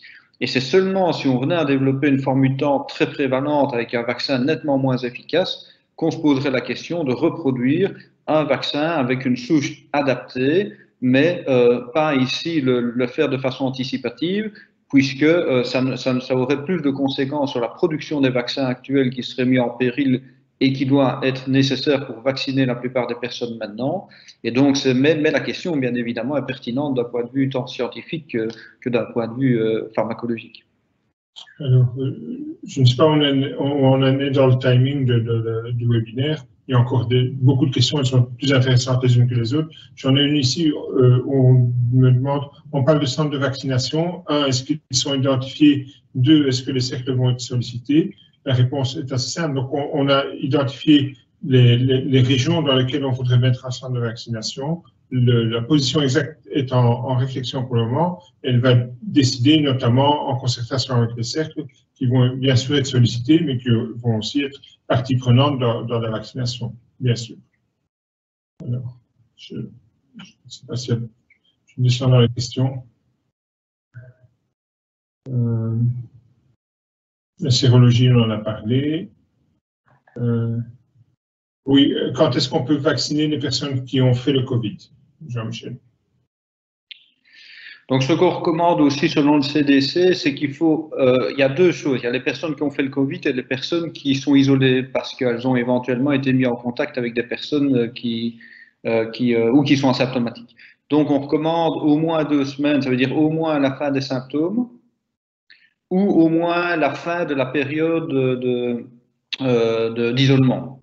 Donc, ça veut dire on ne vaccine pas quelqu'un qui a un Covid chaud, comme on dit, quelqu'un qui a un Covid symptomatique, et quelqu'un qui serait isolé, soit en l'attente d'un test, par exemple. Donc, on ne va pas le faire venir, donc on attend sa période de fin d'isolement. Par contre, de nouveau, je le rappelle, hein, il ne faut pas confondre un manque d'efficacité d'un vaccin avec un vaccin qui n'est pas efficace au moment où la personne est vaccinée. Un manque d'efficacité d'un vaccin, ce serait après le schéma correct des 2 doses, au moins 1 semaine après le Pfizer, au moins 2 semaines après le Moderna, des personnes qui redévelopperaient une forme de la maladie symptomatique associée à une PCR positive. Là, ce serait un manque d'efficacité et il y en aura, puisque je vous l'ai dit, que le vaccin, même s'il est très efficace, est efficace à 95%. Donc, ça veut dire qu'il y a 5% chez qui on développe néanmoins la maladie symptomatique. Par contre, n'oubliez pas, et c'est très important, et ça je crois que c'est une information importante, c'est que tout individu qui serait vacciné aujourd'hui, pendant les 2 semaines minimum à venir, vous avez vu les courbes, il est encore à risque de redévelopper des formes de maladie, il est encore à risque d'être contagieux également, éventuellement encore après d'être contagieux, mais donc les 2 semaines qui suivent la vaccination sont toujours des périodes où on risque d'avoir des individus qui vont développer des formes de Covid. Ça va diminuer statistiquement après ces 2 semaines et sa première dose, mais c'est surtout après la deuxième dose, 1 ou 2 semaines, qu'on est censé voir une efficacité de nouveau statistiquement dans une population plus importante. Donc ça, c'est un message important à faire passer, qu'après la première dose, pendant les 2 semaines qui suivent, on est protégé de rien du tout. Alors, une question pour la convocation pour la vaccination. Est-ce qu'il faut attendre d'être contacté ou on va prendre contact? Non, on va prendre contact avec les personnes vaccinées. Donc, on les identifie. Ils vont recevoir un mail, un SMS ou un courrier en fonction des moyens de communication qu'on a avec eux pour leur proposer une date de rendez-vous. Et une autre question qui vient de moi, en fait. Après une vaccination, si on ne développe pas d'anticorps, est-ce que ça a un intérêt d'essayer un autre vaccin? C'est une bonne question. Donc, en fait, il n'est pas recommandé de faire de sérologie après la vaccination parce qu'aujourd'hui, on n'a pas de biomarqueurs, on n'a pas de marqueurs adaptés pour savoir si le vaccin est efficace ou pas dans la population. Donc, ça veut dire qu'on s'est basé principalement sur la symptomatologie. Alors, dans les études cliniques, je vous ai dit qu'elles continuent. On fait également des mesures, ce qu'on appelle une immunogénicité, des mesures justement d'immunogénicité, et dans la vraie vie, on va aussi détecter si on peut identifier un biomarqueur spécifique. Alors, pourquoi est-ce que je dis un biomarqueur au sens large? Parce que ce n'est pas forcément un anticorps et un IgG, par exemple, qui sera le meilleur marqueur d'une protection de la maladie liée soit à la maladie elle-même, ça veut dire pour éviter de retomber malade, ou liée à un vaccin. Rien n'est sûr que ce soit les IgG classiques, rien n'est sûr que ce soit même les anticorps neutralisants. Ça pourrait être notamment une immunité cellulaire qu'on ne fait pas de façon routinière. Et donc là, il y a un travail de fond qui est en train d'être réalisé tant par l'industrie pharmaceutique que dans le domaine de la recherche pour identifier un marqueur. Mais donc, il ne faut pas se dire, je vais faire une sérologie chez mon patient. S'il a une sérologie qui est moyenne, automatiquement, il est reparti pour une deuxième vaccination. On n'a pas encore ces informations-là. Et donc, la sérologie n'est pas aujourd'hui, en tant que telle, le marqueur ultime de l'efficacité du vaccin sur la maladie. Sérologie classique, hein, je parle des IgG qui ne sont pas les IgG neutralisants. Une autre question, donc, comment est-ce que les personnes à risque seront identifiées pour être convoquées? Donc là, le travail est toujours en cours, je pense. Le DMG jouera un rôle, le DMG du généraliste jouera un rôle dans l'identification. Donc ça, c'est le Conseil supérieur de la santé qui actuellement présente ce soir à la task force le travail qu'il refait pour réévaluer l'ensemble des personnes à risque, puisque je rappelle que ces personnes à risque, ce sont des personnes dont l'épidémiologie commence d'autant plus à être connue avec la maladie elle-même. Donc on sait que les personnes à risque évoluent en termes d'épidémiologie, et Lambert, tu as bien fait de reparler de l'âge, puisqu'initialement on avait mis, le CSS avait mis à 45 ans un cut-off, mais qui était un cut-off très arbitraire. Et donc ici, le Conseil supérieur de la santé qui fait ce travail de fond viendra avec une proposition ce soir, y compris, je vous ai dit, les anaphylacties, les chocs anaphylactiques. Là, je travaille avec eux d'ailleurs sur ce sujet-là. Mais donc, ça va être remis en place, ça va être redéterminé de façon un peu plus précise, et rien n'exclut d'ailleurs que ce soit redéterminé encore au fur et à mesure des mois à venir. Si on prend rien que les femmes enceintes, par exemple, là, on a des questionnements sur est-ce que oui ou non, malgré qu'ils ne sont pas inclus dans des études, est-ce que c'est des groupes à risque, s'ils développent la maladie, de former des formes plus sévères. Et là, les données dans la littérature sont relativement peu, en tout cas, clear-cut, aussi clear-cut que ça. Mais donc, c'est le CSS qui propose ça. Et après, au niveau organisationnel, ce sera via le DMG, ça a été mentionné. Donc, une autre question. Donc, si j'ai bien compris, les généralistes iront se faire vacciner dans un centre de vaccination, mais quel est le délai pour les voir? Ronquière n'est pas tout près. Donc, il y aura une trentaine de centres de vaccination répartis sur la Belgique. Ronquière est un centre de méga vaccination, donc qui permettra d'avoir un débit plus important, mais tout se fera sur rendez-vous. Donc, a priori, il y aura, on espère, être assez efficace pour qu'il n'y ait pas trop de files d'attente. Quel est le futur rôle du généraliste dans la vaccination? Ben, je pense qu'il aura un rôle, en tout cas dans les centres de vaccination, que ce soit les mégas ou les centres de proximité. On compte bien sur la médecine générale pour jouer un rôle important, sur le personnel infirmier également, et sur l'organisation. Donc, je vous l'ai dit pendant l'exposé, on discute avec le collège et on discutera avec les cercles pour que tout le monde puisse intervenir. Alors, on va devoir vacciner un paquet de personnes et il faudra vraiment que tout le monde y participe pour qu'on arrive à le faire. Alors, Michel, je ne sais pas si tu as d'autres questions. Je te laisse le screening. C'est difficile de parler de faire le screening sur monotage, encore que pour le moment, je pense que. Donc, actuellement, seuls les MCC et les MRS ont accès à Vaccinet. Donc, comment faire? Je résume la question. Hein. Et donc, il y a sur le site de l'AVIC la procédure pour être reconnue par Vaccinet. Et donc, je pense que les personnes qui devraient encoder doivent se connecter sur le site de l'AVIC. Je pense que c'est vaccin.covid@avic.be ou l'inverse. Mais et donc là, il y a toute la procédure pour se faire reconnaître par Vaccinet, qui, je pense, à terme sera utilisée pour d'autres choses en Wallonie de toute façon. La question, faut-il aspirer avant d'injecter? Pierre Van Damme, donc, qui dit, rappelle et redit, n'arrête pas de redire la même chose, pas de test d'aspiration et pas de désinfection en intramusculaire.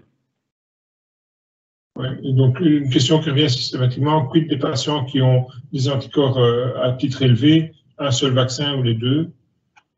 Donc de nouveau, je crois que la question ne doit pas se poser actuellement, il n'y a aucune recommandation qu'il existe sur un marqueur sanguin avec la vaccination. Donc on part sur un schéma de vaccination à 2 doses pour les vaccins à 2 doses. On a mentionné Janssen, ce sera peut-être une dose, mais pour les schémas à 2 doses, dans les timings qui sont proposés, avec, je vous ai dit, une flexibilité des timings si ça devait être nécessaire et qui sera peut-être revue si on a également une 3e vague, mais 2 doses, indépendamment de toute mesure sanguine, avant, pendant ou après ou entre les 2 doses. Une question. Donc, les résidents qui sont en centre d'hébergement, à partir de combien de temps peuvent-ils, après la vaccination, retourner en famille? Je pense qu'ils peuvent retourner tout de suite en famille s'ils pouvaient avant. Ce qu'il faut, c'est maintenir les gestes barrières, le masque et les distances. La vaccination ne change rien, tout ça. Ce qu'on espère, c'est qu'après un certain temps, il ne faudra plus de gestes barrières, mais on n'y est pas encore. Pour ça, il faudra qu'on ait atteint un seuil de vaccination collectif suffisant. Oui, ça revient à la question de Madame Merckx. Tant qu'on n'a pas aussi des informations connues sur le risque de transmettre ou pas encore le virus quand on est vacciné, n'oubliez pas qu'il y a toujours une transmission du virus par contact. Donc ça veut dire que même quelqu'un qui a déjà fait la maladie ou qui serait vacciné peut encore transmettre le virus par contact. Ça veut dire même en mettant un masque ou ses habits, il peut toujours porter le virus sur lui et entraîner le risque de contaminer d'autres personnes, même si le risque est moindre. Mais les gestes barrières, c'est une chose. Par contre, ce qu'on espère, c'est que la première chose qui va ressortir d'une campagne de vaccination la plus rapide et la plus efficace possible auprès des personnes les plus à risque, c'est de réduire la saturation des hôpitaux et donc réduire le risque de confinement. Et ça, je crois que c'est bien évidemment majeur, tant d'un point de vue humain que d'un point de vue économique. Après, les gestes barrières, quand on me demande, tiens, est-ce qu'on reviendra à la vie d'avant, je pense qu'il faut certainement attendre que la campagne de vaccination ait fait son effet sur une bonne partie de la population. Les 70%, c'est un chiffre très théorique sur base de l'immunité de masse et du R0 lié au virus. Mais je pense qu'il faut au minimum aller jusqu'au mois de septembre, octobre, avoir la vaccination la plus rapide et la plus complète pour envisager ces données sur base de données épidémiologiques. Alors, il y a la question, faudra-t-il vacciner régulièrement comme pour la grippe? Ben, là aussi, malheureusement, on n'a pas l'information. Je dirais que si c'est le cas, ce n'est pas grave, puisque s'il faudra vacciner chaque année avec le vaccin, ce n'est pas très, très problématique. Mais on n'a pas l'information. Donc ça, comme pour tous les vaccins, quand ils sont étudiés dans la vraie vie, on fait des analyses dans la vraie vie. Et c'est là que je vous l'ai dit qu'il faut identifier les meilleurs biomarqueurs, pas uniquement les aspects sérologiques, donc les mesures d'anticorps, mais il faudra éventuellement évaluer si les personnes sont plus à risque de redévelopper la maladie avec le temps ou ont vraiment des marqueurs de type anticorps neutralisant ou immunité cellulaire qui diminue très fort avec le temps. Et là, il faudra se poser la question soit de rebooster. Donc, quand on dit booster, c'est donner un vaccin qui va réaugmenter quelque part la réponse immunitaire, soit à l'inverse, comme ça a été dit, une des raisons qui peut ramener des personnes malades, c'est parce qu'on va se retrouver avec une souche à un moment ou l'autre qui peut être plus résistante à des titres d'anticorps et d'une immunité cellulaire moindre. Et là, il faudra éventuellement adapter les vaccins. Donc, rien n'est impossible. Mais ce qui est intéressant, c'est que, on sait maintenant produire des vaccins en grosse quantité qui ont l'air efficaces. Et 2, on saura adapter ces vaccins en grosse quantité si on devait s'adapter par rapport à une nouvelle souche. Donc, même si on devait vacciner chaque année, comme c'est le cas pour la grippe, ça ne devrait pas poser de problème, puisque là, notamment, et c'était la question avec des vaccins de type AstraZeneca et des vaccins de type Janssen, on pourrait très très bien concevoir que, au même titre que la grippe, ce soit des vaccins qui soient réalisés dans les cabinets médicaux, comme ça se passe actuellement, si ça devait être chaque année. Une question de Patricia Malou, que je salue par ailleurs. Est-ce qu'on doit commander pour les doses au jour 21 est-ce qu'on doit compter en 5 ou 6 doses par flacon? Moi, j'ai la notion que en tout cas jusqu'au jour 21, on reçoit les flacons pour 5 doses, mais le matériel d'injection pour 6. Mais après, je ne sais pas. Je ne sais pas si toi, tu as des infos. Aujourd'hui, tous les flacons sont des flacons à 6 doses. Ça veut dire que tous les flacons sont des flacons qui contiennent l'équivalent pour avoir 6 doses. C'est d'ailleurs pour ça qu'on s'est rendu compte qu'on savait prendre plus que 5 doses, même dans les flacons. Donc, dès le premier flacon qui est arrivé en Belgique, on avait de quoi prendre 6 doses. La problématique, c'est qu'on n'était pas certain que suivant le matériel de prélèvement et suivant les volumes dans chacun des vials, on avait réellement de quoi prendre 6 doses. Et c'est ça qu'il y a eu une analyse qui a été faite avec l'Agence européenne du médicament, de dire oui, on peut prendre 6 doses avec des seringues adaptées. Donc c'est ce qui a amené certains à dire qu'on a perdu 4000 doses. Oui, on les a perdues, c'est vrai, mais si on les avait mal utilisées quelque part avec des mauvaises seringues, on aurait peut-être utilisé des volumes pas adéquats chez des personnes qui auraient été vaccinées à des doses suboptimales, ce qui n'aurait pas été adapté. La question de Patricia, c'est est-ce qu'elle doit, elle, quand elle va faire sa commande, imaginons qu'elle est 100 patients à vacciner. C'est dans la SOP, c'est 6 doses, donc c'est mentionné maintenant que, en fait, ils vont recevoir le nombre de fioles qui correspondent au nombre de patients. Et donc, imaginons que c'est 90 personnes, ils recevront 15 fioles pour faire 6 doses, et si c'est 91, ils recevront 16 fioles, dont une fiole avec 6 doses supplémentaires pour les personnes en réserve des 5 doses. Donc, déjà dès maintenant, c'est le cas, en fait. Okay. Il y a une question qui est intéressante parce que c'est une question historique. Est-ce qu'il y a une contre-indication pour les patients allergiques aux œufs? Je vous ai dit que toutes les allergies, à l'exception des chocs anaphylactiques, où là on peut avoir par le passé, on peut avoir des réflexions qui vont avoir lieu ce soir, de voir vraiment ce qu'on va faire. Toutes les allergies, quelles qu'elles soient, permettent la vaccination avec un suivi de 15 minutes. Alors pourquoi est-ce qu'on parlait des patients allergiques aux œufs? C'est parce que c'était sur des œufs fécondés qu'on fait notamment les vaccins de type biologique. Or ici, ce ne sont pas des vaccins biologiques, les vaccins ARN messagers. Et donc ils ne sont pas cultivés en fait sur des œufs, ils sont produits en fait par biologie moléculaire quelque part. Et donc il n'y a pas de trace en fait de protéines d'œufs. Je vous l'ai dit, ils ne sont pas adjuvantés et il n'y a pas non plus de conservateurs. Donc, il y a peu de risques chez les patients qui font des allergies ou qui ont eu des allergies par le passé, notamment aux œufs, pour les vaccins ARN messagers. Une question classique aussi. Donc, quel est le délai minimal à respecter entre un vaccin grippe et un vaccin Covid? 2 semaines. Voilà. Mais je voulais vous dire quelque chose par rapport à ça. C'est qu'il faut se mettre dans la situation de l'intérêt du vaccin. Si vous faites d'abord aujourd'hui le vaccin Pfizer, et puis que vous faites, par définition, je vous ai dit, il faut 2 semaines après pour faire le vaccin suivant.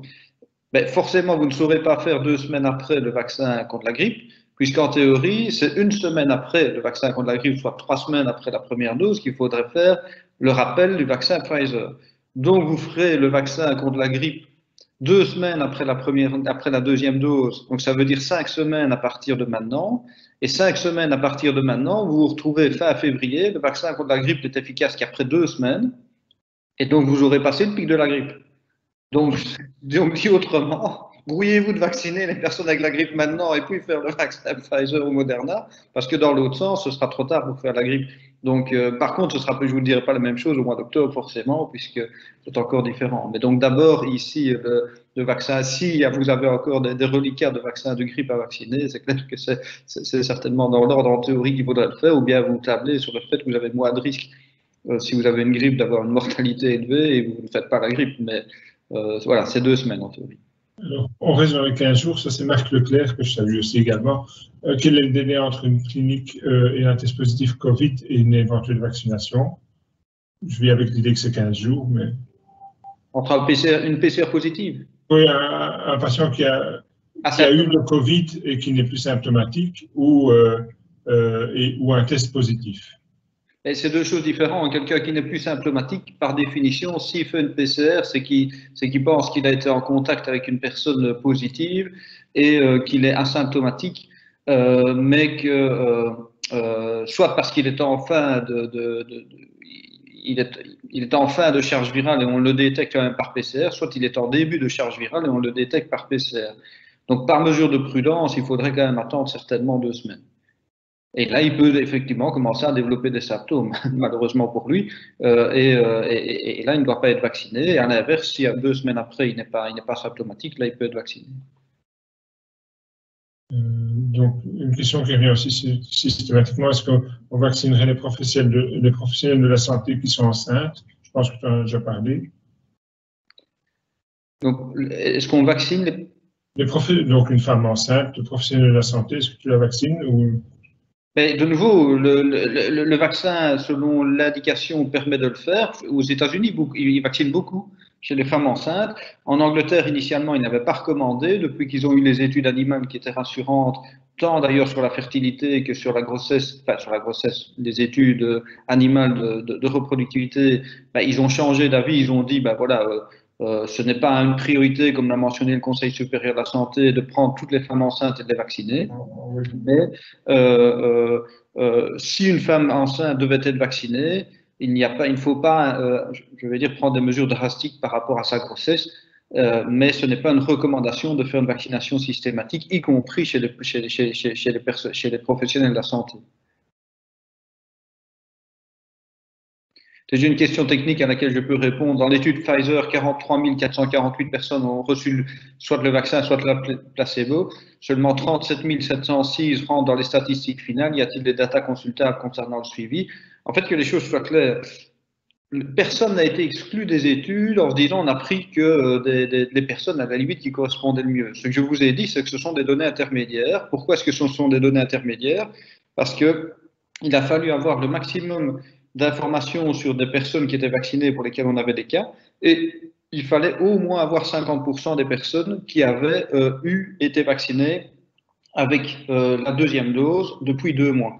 Et donc, les données qui sont des données intermédiaires, et c'est d'ailleurs pour ça qu'il y a une autorisation dite conditionnelle aussi, c'est que les études continuent, les études cliniques continuent, et donc les données chez les personnes, le différentiel, vont arriver également et seront mis dans le pool forcément de l'ensemble des données. On ne t'entend plus. Non, mais on ne t'entend plus. Voilà, question donc pour les patients gravataires, qu'est-ce qui est prévu? Est-ce qu'on pourra se déplacer pour les vacciner à domicile? Donc à ce niveau-là, c'est une réflexion qui est en cours. Et donc on a prévu des équipes mobiles, mais qui ne seront pas très nombreuses, et notamment avec de l'armée qui dispose je pense pour la Belgique, d'une dizaine d'équipes mobiles de vaccination. Et donc on est en contact avec eux pour les utiliser. Et il est possible aussi qu'on mette en place dans les centres de vaccination des équipes mobiles pour ce genre de choses, mais ceci est toujours en réflexion.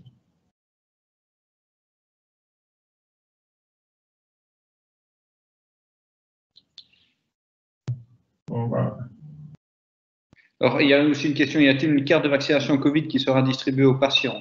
C'est une excellente question. Donc, on a recommandé aux firmes, tant la firme Pfizer que les firmes de vaccins, d'avoir du matériel de type de traçabilité, y compris des cartes de vaccination, tant pour Pfizer que pour Moderna. Ils ne les ont pas encore éditées. Elles vont être disponibles sur leur site internet et elles pourront être éventuellement imprimables. Donc, indépendamment de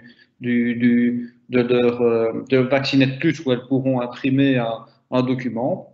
Mais elles vont arriver aussi dans les semaines à venir. Elles avaient un délai par rapport à ça parce qu'elles n'étaient pas prêtes techniquement pour les mettre à disposition. J'ai une question du docteur Payen pour toi. Donc, il a fait une allergie cutanée avec prurite pendant 2 semaines après un vaccin pour la grippe. Est-ce qu'il doit éviter le vaccin anti-Covid? Non, même principe. Les réactions cutanées notamment. Je vous ai dit, c'est vraiment les réactions lourdes de type anaphylactique par le passé. Pas uniquement d'ailleurs par un vaccin, mais pas de façon générale, que là on est en train de discuter. Elles ne sont pas contre-indiquées aujourd'hui. Et j'ai eu des dermatologues avec qui je travaille notamment au Luxembourg qui ont vacciné des personnes qui ont fait des chocs anaphylactiques. Je vous ai dit, en Flandre, dans un des centres en Anvers, avec les allergologues chez eux, ils identifient la possibilité de vacciner ces personnes, mais vraiment dans leur centre où ils ont un matériel un peu plus adapté. Et pour tout vous dire, le CSS ici faisait une proposition, peut-être comme le CDC, de les contre-indiquer, même s'ils ne sont pas contre-indiqués. Mais donc là, il y aura certainement de la nuance qui va être discutée ce soir et vous aurez des informations bien pratiques par rapport à ça. Okay. Par contre, ce qu'on sait, c'est qu'une personne qui a fait une réaction anaphylactique après la première dose ne doit pas être vaccinée avec la seconde dose par le même vaccin. Donc ça, c'est important. Andrea Paille qui demande est-ce qu'on pourra atteindre une immunité collective de plus de 80% dans le temps impacté à la vaccination?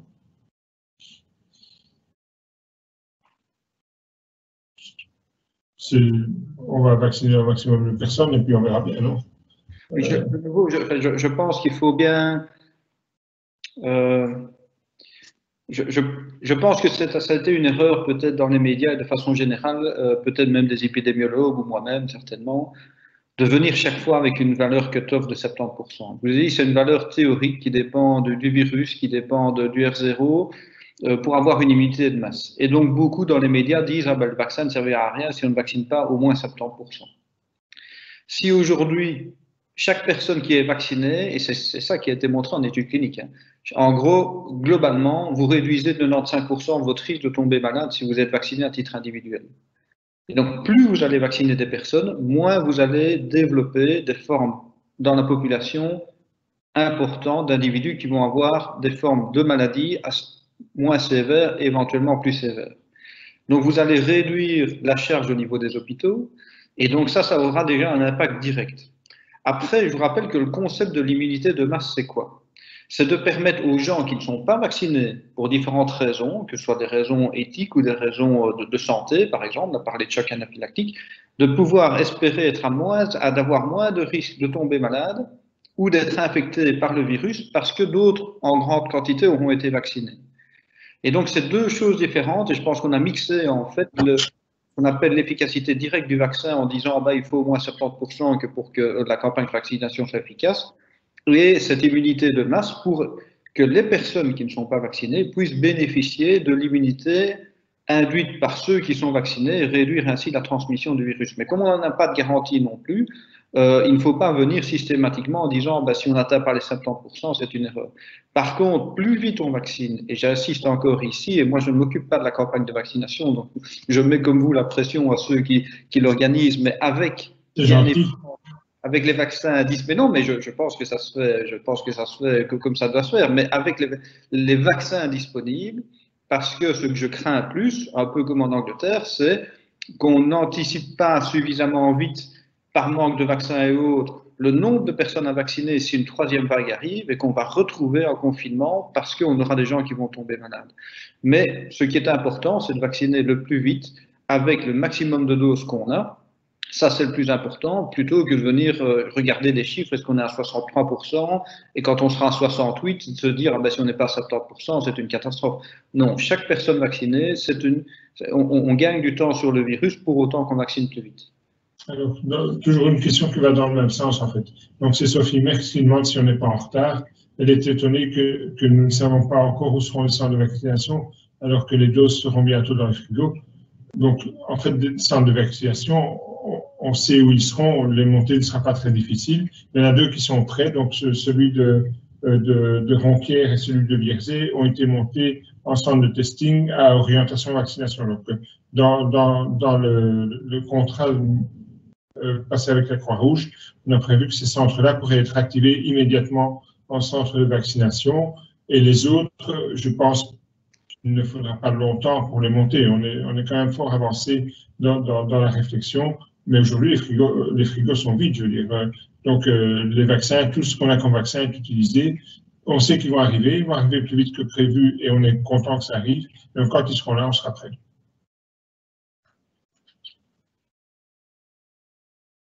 Pour les tests d'aspiration et la non-désinfection, j'enverrai les références tant de l'OMS que de Pierre Van Damme pour les raisons pour lesquelles on ne les fait pas, en fait. Donc, c'est une publication maintenant depuis un certain temps sur les recommandations mondiales au niveau de l'OMS de ne plus désinfecter pour les intramusculaires et le test d'aspiration n'est plus nécessaire. Une question de Vincent Formato, que je salue également. Est-ce qu'il y aura une carte de vaccination Covid qui sera distribuée aux patients? Je pense que tu as abordé le sujet. Mais pas physique tout de suite. Il faut le temps qu'elle soit disponible. Et elle existe, on peut l'imprimer en fait, mais on va un peu voir justement là, ce qu'on va faire pour rendre ce système un peu plus accessible. Mais dans les délais impartis pour avoir le vaccin et l'autorisation, on n'a pas ces cartes imprimées.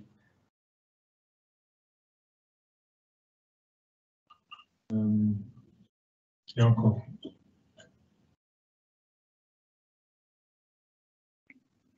Alors, la vaccination dispense-t-elle de la quarantaine et du dépistage lors de contact à haut risque? Là, de nouveau, je rappelle que non, puisque l'efficacité du vaccin dans les études cliniques, si vous êtes vacciné aujourd'hui, vous avez été en contact avec une personne à risque, vous êtes à risque de développer la maladie parce que vous avez été en contact, mais surtout parce que le vaccin on a montré, ne peut pas être efficace de façon significative avant les délais au minimum de la seconde dose après 7 jours ou 2 semaines avec le vaccin Pfizer ou Moderna.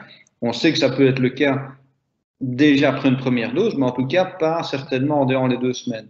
Et donc, au moins tant qu'on n'a pas le schéma de vaccination complet et une durée suffisante après la deuxième dose, il faut certainement continuer la quarantaine et le dépistage. Après la deuxième dose, 7 ou 14 jours, là c'est beaucoup plus discutable. Pourquoi? Parce qu'il y a deux impacts. Un, l'efficacité chez vous, le vaccin n'est pas efficace à 95%. Et deux, la quarantaine, c'est aussi pour éviter de transmettre le virus auprès d'autres personnes, ou bien vous-même, vous avez été au contact d'une personne ou avoir le virus. Mais là, forcément, on est censé avoir le vaccin qui vous protège de développer la maladie. Mais donc, c'est surtout tant que vous n'avez pas le schéma de vaccination complet qu'on ne change pas les règles. Alors, j'ai une proposition du docteur Duong Viet, qui est généraliste à Liège, et qui me dit qu'il est disponible de matinée et que s'il peut aider, ce sera volontiers. En effet, merci. Alors, encore de Sophie Merckx, accord des doses uniques qu'on pourra acheter en pharmacie ou commander et administrer au cabinet. Donc, je vous l'ai dit, ceux qui permettraient éventuellement, et ça c'est à vérifier, de faire ça sur des aspects logistiques, c'est le vaccin AstraZeneca et certainement le vaccin Janssen. Maintenant, il faudra que je vérifie sur le vaccin AstraZeneca s'ils vont venir avec des doses uniques, mais en tout cas, c'est dans les plans proposés pour ces vaccins-là. Didier Gobeau, donc, qui visiblement vit dans un coin reculé de la Gaule, dans un cercle de 60 généralistes, et qui demande pourquoi il devrait faire 60 km x 2 pour aller à Ronquières. Donc, a priori, il pourra se faire vacciner dans un hôpital de proximité près de chez lui. Il y aura 30 points de vaccination répartis en Wallonie. Et donc, normalement, Ronquières est là en test pour voir ce qu'on fera après. Mais a priori, le gros de la vaccination se fera dans des hôpitaux de proximité. Et donc, je ne sais pas où est son coin de la Gaule, parce qu'il y en a plusieurs, mais il y a certainement un hôpital qui n'est pas trop loin de chez lui, il pourra aller se faire vacciner.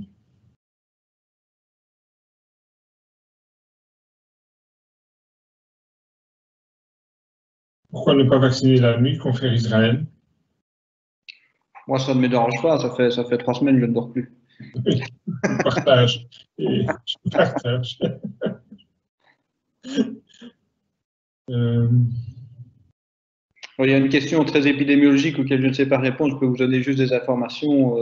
Avec les mesures barrières et le confinement, ne pensez-vous pas que l'épidémie de grippe puisse durer plus longtemps que la période hivernale? Donc 2 choses. Un, ce qu'on a constaté, c'est que les gestes barrières, justement, dans les pays où on s'attendait à avoir beaucoup plus de grippe au mois de, donc là où les saisons sont inversées, au mois de mai-juin, on n'a quasi pas eu de grippe cette année. Donc, quelque part, le Covid et les gestes barrières ont permis, dans d'autres pays, notamment de l'hémisphère sud, d'éradiquer la grippe de façon significative. Et donc, on attend très fort les chiffres aussi dans l'hémisphère nord. Et donc, on peut s'attendre à ce qu'avec les gestes barrières, bien évidemment, on réduise les cas de grippe. Est-ce qu'on peut augmenter la durée? Ça, j'ai plus difficile à répondre. Je ne suis pas un épidémiologue de la grippe. Mais ce n'est pas exclu, mais ce que va certainement faire, c'est diminuer de façon très importante le pic de grippe, ce qu'on espère bien évidemment. Une question de Didier Gobeau pour toi. Quand on fait les vaccinations de masse, on le fait avec un pistolet de style Dermojet. Pourquoi est-ce qu'on n'emploie pas ça pour notre vaccination ici? Ce que je sais, c'est qu'ici, la technicité de prélever le vaccin dans le vial pour faire les 5 aiguilles est justement bien calibrée. C'est pour ça que les 5 seringues est justement bien calibré avec des seringues de 1 millilitre maintenant pour obtenir le maximum.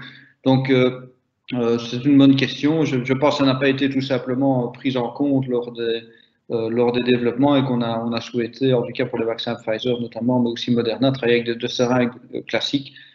Tout simplement aussi parce que tout le monde n'a pas des pistolets d'injection partout où on va devoir vacciner.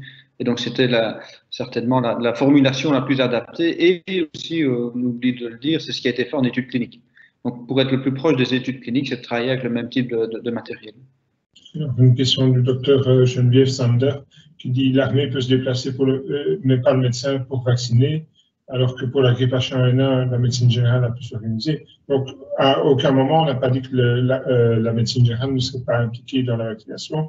Le souci pour le moment est un souci de conditionnement de vaccin et de chaîne du froid. Mais comme je vous l'ai dit, on est en train de discuter de la mise en place d'équipes mobiles dans les centres de vaccination. Et pour moi, ces équipes mobiles, évidemment, seront opérées par une équipe médecine générale et infirmière. Oui, je vois que les cartes de vaccination Pfizer sont arrivées hier. Je vous l'ai dit, là, on a essayé de mettre la pression pour que ça arrive le plus vite possible. Donc, tant mieux si vous me dites que certaines sont arrivées hier. Ils avaient des délais, mais en fait, ce qu'on leur a dit, c'est le plus rapidement possible. Mais ils avaient effectivement des délais. C'est pour ça qu'elles n'étaient pas là tout de suite dès le 27 décembre quand on avait le vaccin. Une question qui recoupe une autre question. Donc, une patiente qui a fait un choc anaphylactique avec coma après une piqûre de guêpe, est-ce qu'elle peut être vaccinée? L'allergologue réputé qui l'a souligné dit oui. Je pense que. Mais je vous l'ai dit, quand on discute avec les allergologues, notamment à Anvers, donc on a fait tout un schéma et eux estiment qu'ils ne doivent pas être contre-indiqués, mais éventuellement qu'ils doivent être suivis de façon un peu plus adaptée. Alors soit être vaccinés, c'est ça que certains proposaient dans un centre adapté, soit, parce que là il y a peut-être du matériel un peu plus adapté. Donc voilà, en tout cas, ils ne sont pas contre-indiqués. Ça veut dire qu'il n'y a pas aujourd'hui de contre-indication formelle chez ces personnes par les autorités régulatoires, l'Agence européenne du médicament. Alors, une question de Xavier Froidecoeur. Donc, quel est le rôle des OST communes cercles de façon plus précise dans la vaccination? Donc, la réponse est, on a déjà vu quelques fois, même plusieurs fois d'ailleurs, le collège de médecine, dans lequel se trouve notamment Guy Delray, qui je pense représente les cercles. On les revoit mardi pour organiser les choses de façon pratique. Donc tout ça est en train de se mettre en place. Attendez encore quelques jours et vous aurez des infos plus précises et plus définitives. Oui, Lambert, je vais juste partager, mais de façon, je ne vais pas dire confidentielle, mais de façon, c'est un document de travail. Donc je ne sais pas si vous le voyez.